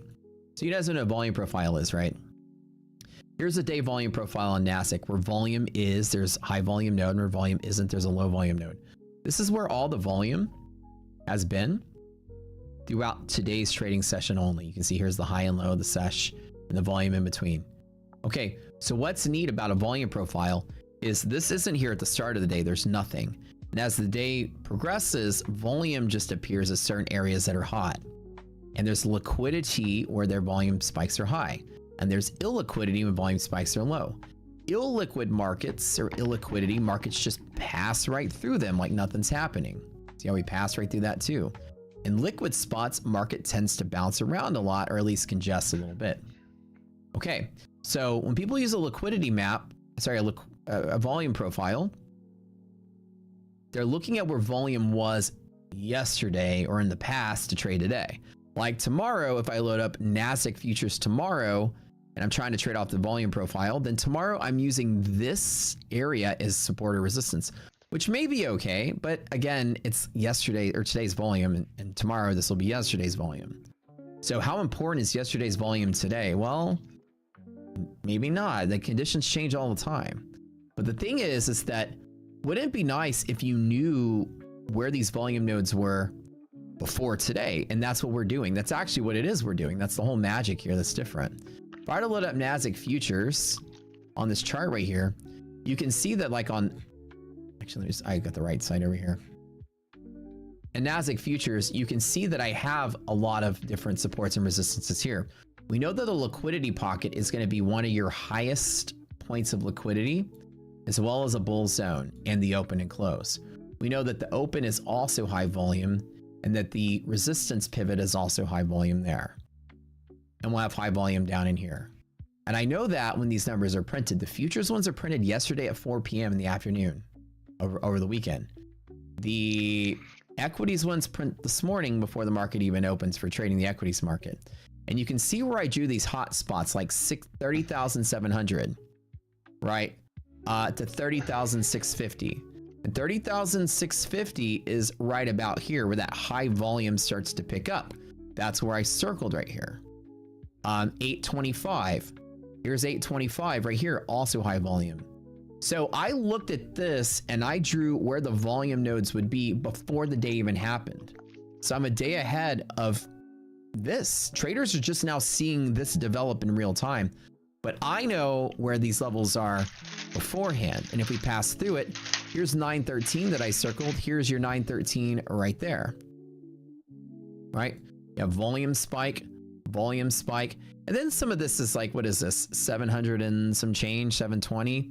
That's all part of this same thing, right? That's all part of this area right here. So I guess I drew it like a two thing. So here's a two thing, right? There's the two thing. See how you have all of that? And the idea is being able to isolate where your market's liquid and not. So I know where it's important to trade, right? This is the most liquid spot, this area right here. And that happens to be that area right there. Your point of control is right down here in this area right there. 638 is your point of control, which is right here at the bottom of liquidity pocket, which is the trade I tell you guys I win tournaments with that trade, right? So imagine me knowing that today's point of control at the start of the day. I can't guarantee price will go there, but I can guarantee that if I get there, 100% of the time, there's volume there every time. And so as powerful as that is, imagine using a volume profile with data that hasn't happened yet for tomorrow, right? Today. So let me show you something cool. Ready? Give me a random ticker. I'm going to move this off to the side so y'all know I'm not cheating. Give me a random ticker. I mean a stock ticker. And I'll show you how I'll use the printed data at the beginning of the day to guess where the volume nodes will be or it happened. We'll simulate that. AMD, right? CSIR? Okay, good. Watch AMD. So AMD, right? At 9:30, AMD will print with this data right here, just like this, okay? And so, now the days progressed a little bit, but I know that AMD is going to have volume nodes at 545, at 537, and maybe 515 if it's there, okay? And if I type in AMD here, let's see what the answer is, right? AMD. All right, 540.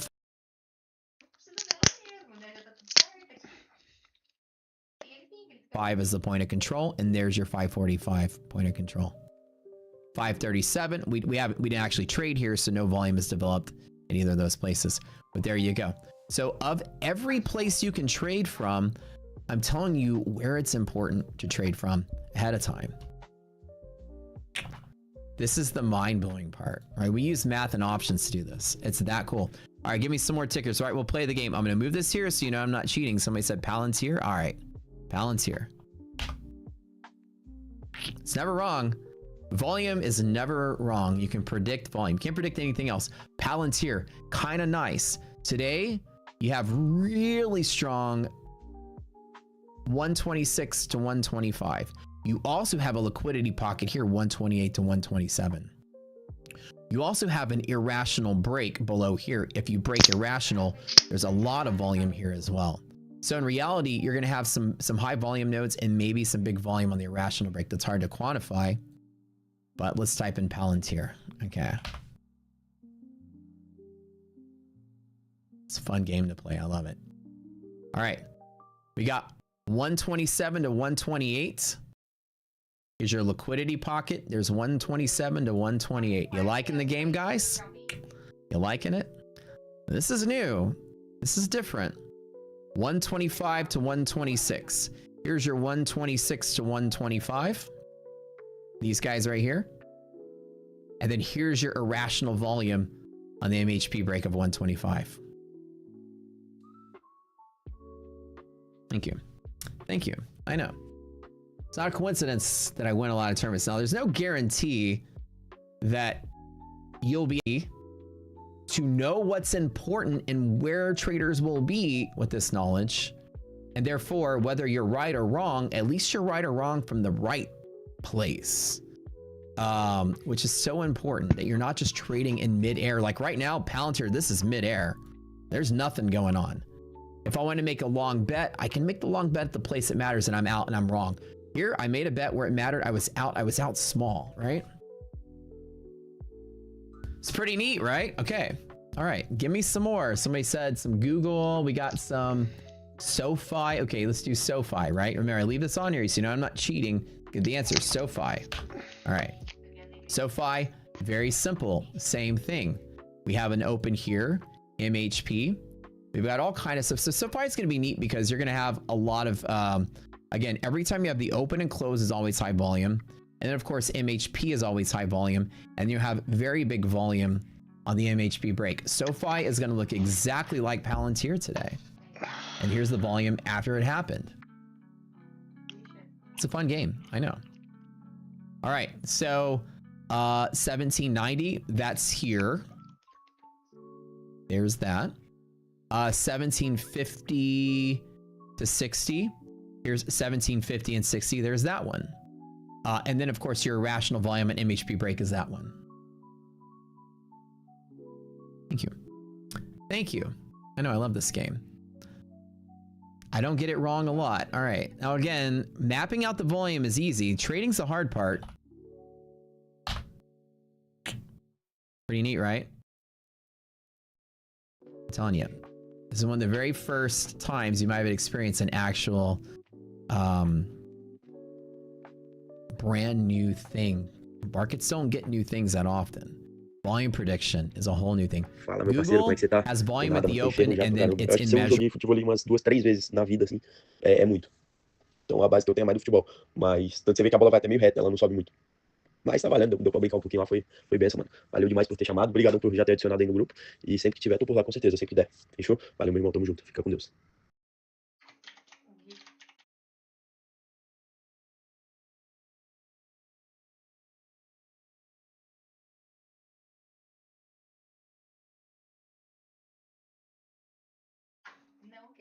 60, we don't really have anything.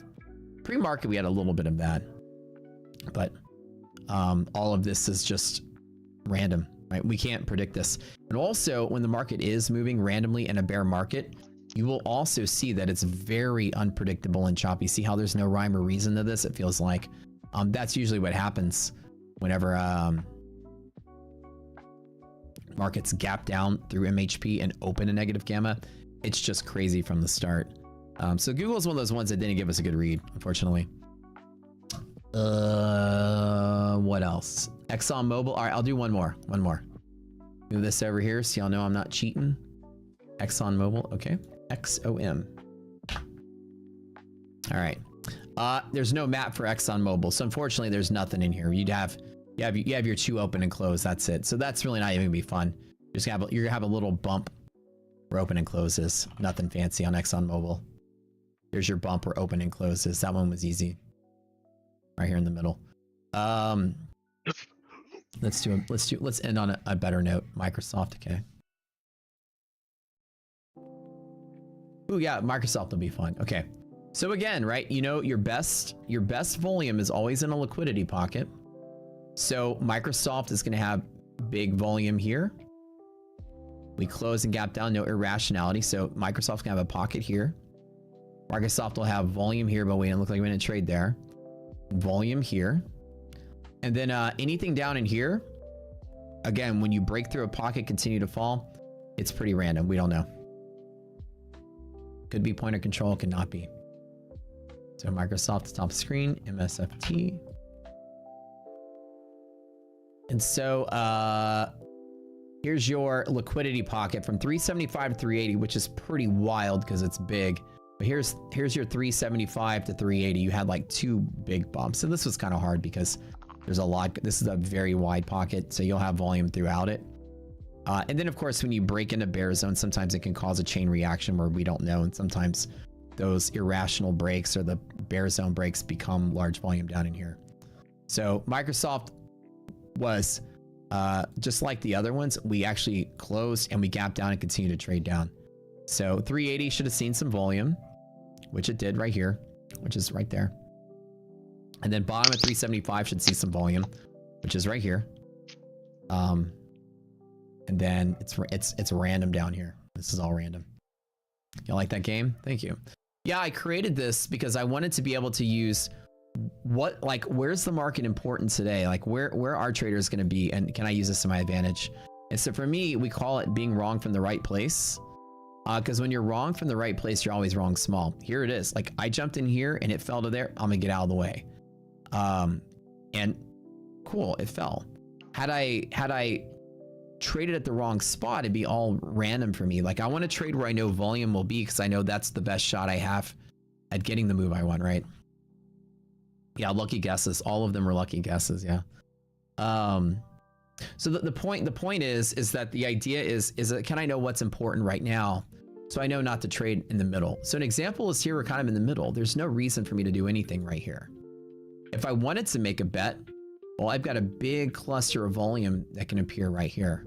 So if markets are falling and I wanted to buy, why don't I wait and buy the dip inside of here where there's a better chance of being traders underneath me?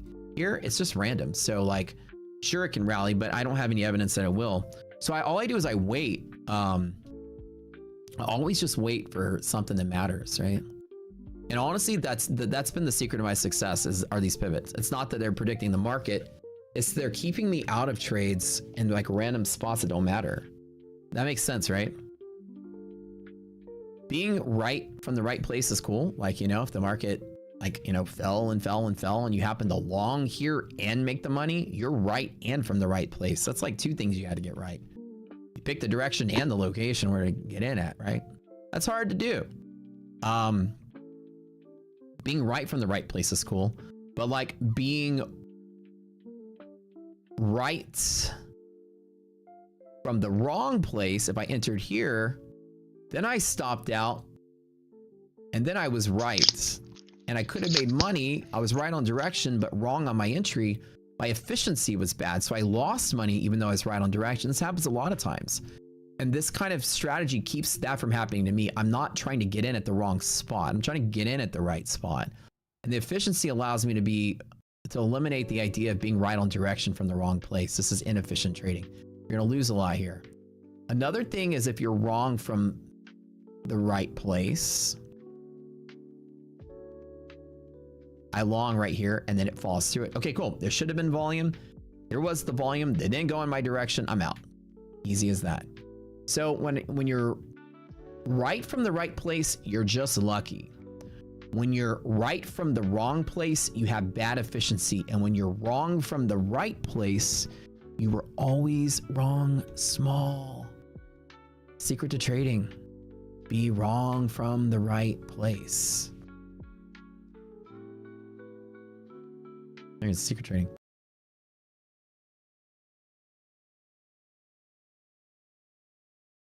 At least the secret to my trading. We have a song for it. Y'all get it? Y'all get it? Y'all get it? Is that under studies volume profile? If you do, if so, do you modify the settings? So I don't for this demonstration. All I do on this for the demonstration is I put a volume profile on here, and there's a lot of settings, and what do they mean? All of this stuff is random nonsense. Reality, the settings don't mean much. Point of control and value area. This is just a random. It draws a random shaded area of a percent above or below. Don't even worry about it. All I do is I make it tick size so that it's as many bars as I can be. Then I make it how much look back. So time per profile is how much look back. If I were to do chart, it would look back the entirety of the chart, maybe months of data. If I put minute, it looks back the last minute. Hour looks back the last hour. So I put day just to look at today's session. I don't even know what multiplier does. Number of periods to calculate the volume profile. Oh, sorry. Multiplier is, I'm stupid. If I put day and I put 5, and then it's 5 days, it looks back. So that's just the number of these that you'll do. So I set mine to tick size 1 day. That's the only things I really changed for this demonstration. There's all these other things. Expansion, what does that do? Oh, I guess expansion area of the chart is shown on the expansion area of the chart. Oh, okay. So this allows me to draw the volume profile into the expanded area of the chart. It's like just random settings. Value area percent. Yeah, that's not even important. But that's it. I just set it to look 1 day back, and I set it to tick size. If you set it to like 1 minute or 1 hour, it'll draw a bar for every hour or something, you know. So tick size gives you the most amount of bars. The height of the bar is 1 tick of the bid ask. So an example is 1/4 of a point for NASDAQ. The song. Maybe I'm wrong, but it's always from the right place. You guys enjoyed the stream today? I really enjoyed having y'all here. There's a lot of new faces. We had some fun. I think Top 1 Clay I hear is going to be on stream tomorrow morning, so check up. We'll talk, we'll chat, we'll talk about the prop space, prop industry, shoot the shit. I always have fun bringing guests on. And on the way out, guys, type in MFF because we do one more giveaway for y'all. Can I explain what short covering is and how it happens?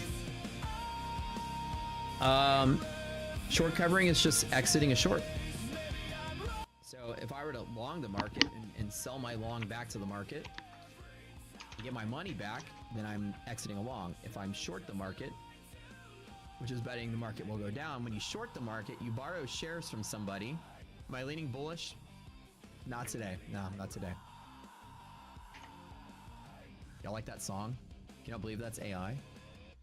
Maybe I'm wrong, but it's all the right place. When you short, you borrow shares from somebody and then you immediately take them and sell them.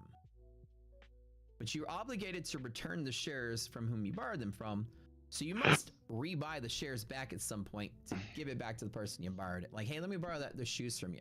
Then you sell them. And the guy's like, hey, you borrowed them from me. You gotta give them back. Don't worry, I'll give them back to you. You gotta go fetch them again and give it back. The short covering is just whenever you buy from the market to return the shares of who you borrow. It's the opposite of selling. So in a short covering, people are just buying to get out of the inverse trade that they had. And the way that you perceive it from a trader's perspective is you're just in a negative trade. That negative trade means you owe that amount to somebody. And the short covering is just the opposite of that. If you're asking what short covering is, very basic. Maybe you meant what a short squeeze is. And a short squeeze happens when people are short, because there's usually less people short than long at most times. And therefore, it's very easy to squeeze the shorts when it happens. So in a short squeeze, a lot of people are short. And then all of a sudden that short goes upside down and maybe they hit a stop and then it forces them to buy. And they buy, which pushes the market up even faster, which makes someone else trigger a stop, and then they buy, and then they force 2 people to buy, and they force 4 people to buy. The short squeeze is like a cascading snowball of short covering, right? And short squeezes can happen pretty quick because the short side is very illiquid and the bull side is always really strong. So short squeezes can cause even a bearish market condition to continue to rally. An example was in September of 2021 when the Fed was announcing QT was coming in December and they were start raising rates. The market immediately turned bearish and people were liquidating longs like you wouldn't believe, but the market still rallied until December. For the next 4 months, it's still rallied on shorts covering, which was so weird, but it did. All right, one more to give away, guys. I got 10 more minutes, so I gotta get out of here. This is for,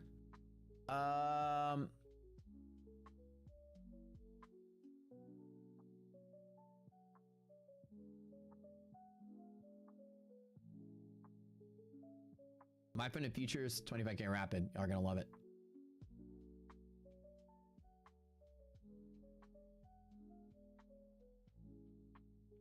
Cool. The top 1 founder will be here tomorrow, guys. We're gonna chat with him in the morning. It's gonna be kick ass.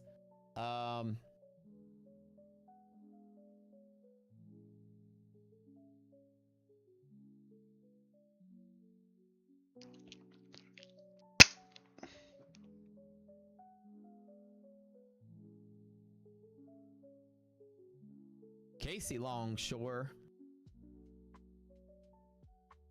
Congratulations, friend. Come on, come on. Did you guys have fun today? Especially your first time on the stream. Did you guys enjoy the stream? It's a lot. Like, you know, when you're here, it's a whole different method, right? Lucid. Oh shit, we do have Lucids, don't we? I gotta burn through this quick. Shit, this was for Lucid, not My Fund and Futures. My bad. All right, I know I typed in My Fund and Futures, but this is for Lucid. I'm so bad. My bad. These are Lucid, whoops. Lucid Pro 50Ks. I can tell you, I love Lucid Pro. I'm trading Lucid Pro right now. I made 55,000 payout from Lucid in the last month. I'm gonna go live sometime soon, hopefully. Lucid's pretty goated. The Pro accounts are really nice. They're 1-day pass. And then you can go funded the same day. The minute you pass, you immediately can switch to funded and trade your funded account. That's what I like about Lucid. And some of the big firms still do that. Stoner with a boner. Bobby Firm. Oh, cool, man. Love you, man. Stick around. Stoner with a boner. Hell yeah. Oh, I know what you mean, man. Those Delta 8 gummies. You guys know if you do Delta 8, it's like a fucking Viagra. I'm not gonna lie. True dat. How you purchase the boot camp? It's on the Rocket Place website. The description's below the video. All my people out there at Delta 8, y'all know. Y'all know. It's as good as a Viagra.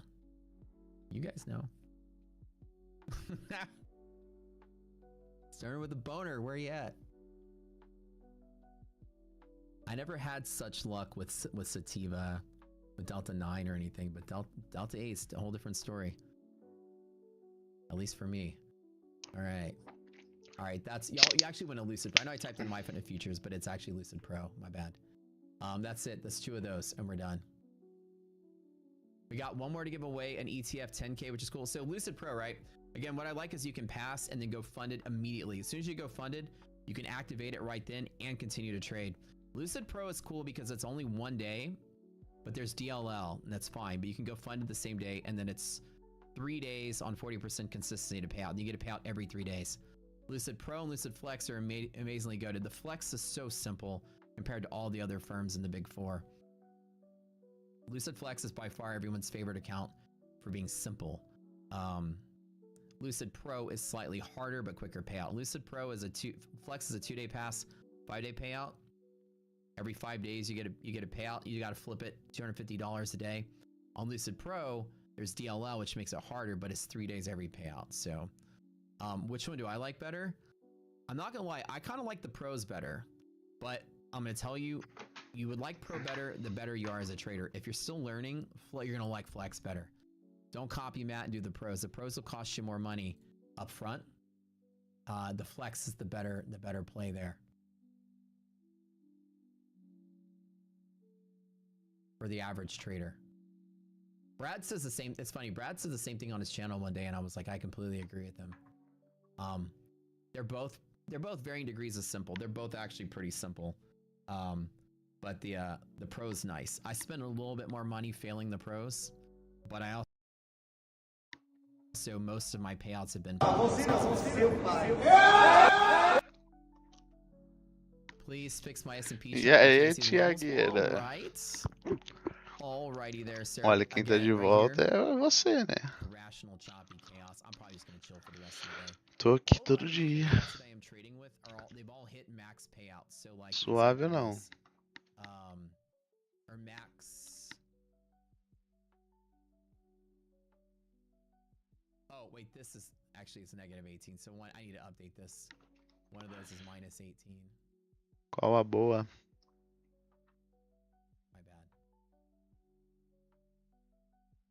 Or minus 31 when you add commissions. So I have 5 funded accounts. All these zeros are past evals that are just sitting there in case I blow up.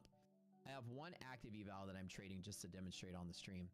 I have 3 Lucid Pros that need to make $350 a day. That's it. They've got a huge buffer in them. I've got 2 Lucid Flexes that need to make $250 a day. And this was a past eval that I accidentally traded in because I looked at the wrong number. I traded the eval instead of the funded on accident, so I closed it out really quick. It's already passed. But other than that, so on the stream, I don't need to make any big trades because I'm already hitting max payout. So every 5 days, I get a payout with the Flex. Every 3 days, I get a payout with the Pro. Giveaway's over. I've got 5 minutes, so I got to go. But we have, if you guys like me, we have an afternoon streamer who's arguably smarter version of myself. His name's Neon. Neon's the man. He trades rockets, principles, volume prediction. He has his own take on stuff. He's just as good of a chit chatter. So he'll stick around. He's got a ton of giveaways to do. The options class will be on Zoom at market close in our Discord at Rocket Scooter. People are typing Lucid because I was talking about Lucid. There's no more giveaway, my friends. No mas. It's over. It's over. 5 minutes left. First timers here. Any questions you have, it's your first time here, let me know. Options class will be recorded and added to the boot camp as class number 21. Yes, sir. Or actually, yeah, class number 21. Stop. Y'all gotta stop typing. Y'all sound like bot names.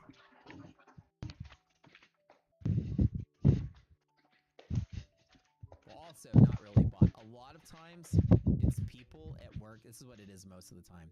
Some of it might be bots. We're really good at not giving accounts away to the bot accounts. We always find them.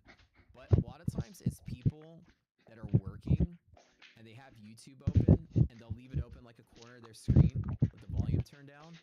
And when they see other people type, then they type too. So imagine like, I mean, I used to be an engineer, so I would trade at work and stuff too. Imagine like you're at work and you're like, oh shit, the giveaway's going on. Lucid hit enter, and then like, you know, keep it open. You can see if you won, but your boss is there. You know what I'm saying? A lot of people are doing that.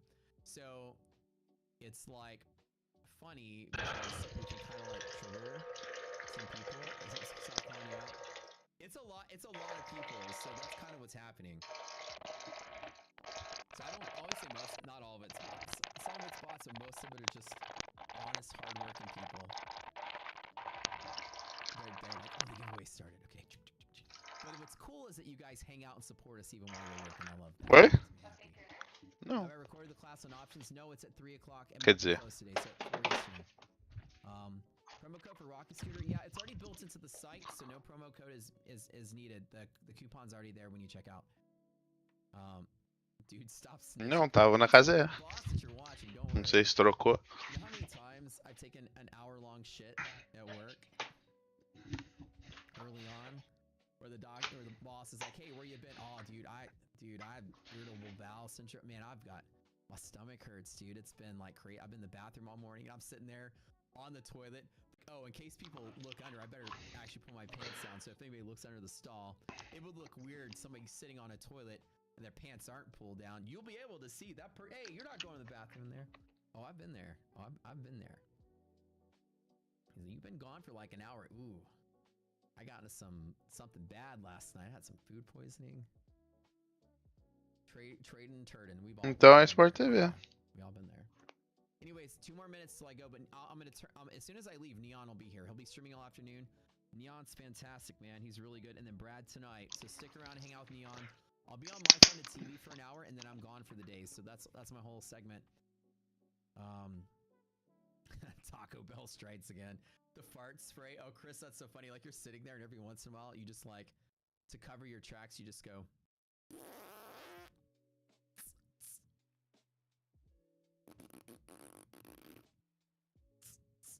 And people open the door. Oh, all right, I'm gonna get out of here.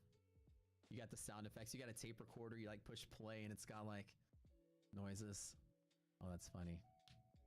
Charting. How many people doing some charting? I am definitely guilty of the hour-long poo. I've been there. What's the Rocket Scooter strategy? Oh man, you got 1 minute. I can't answer that in a minute. It's volume prediction. But ask Neon that question. And I'll see you guys bright and early tomorrow morning. Neon will be on for the rest of the afternoon.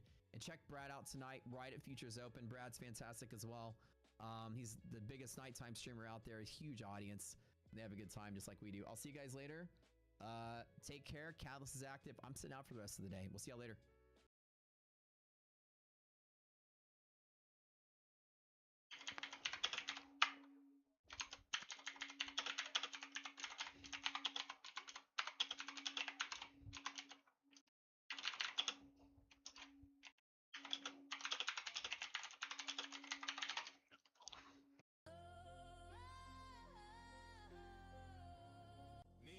What's good in the hood, baby?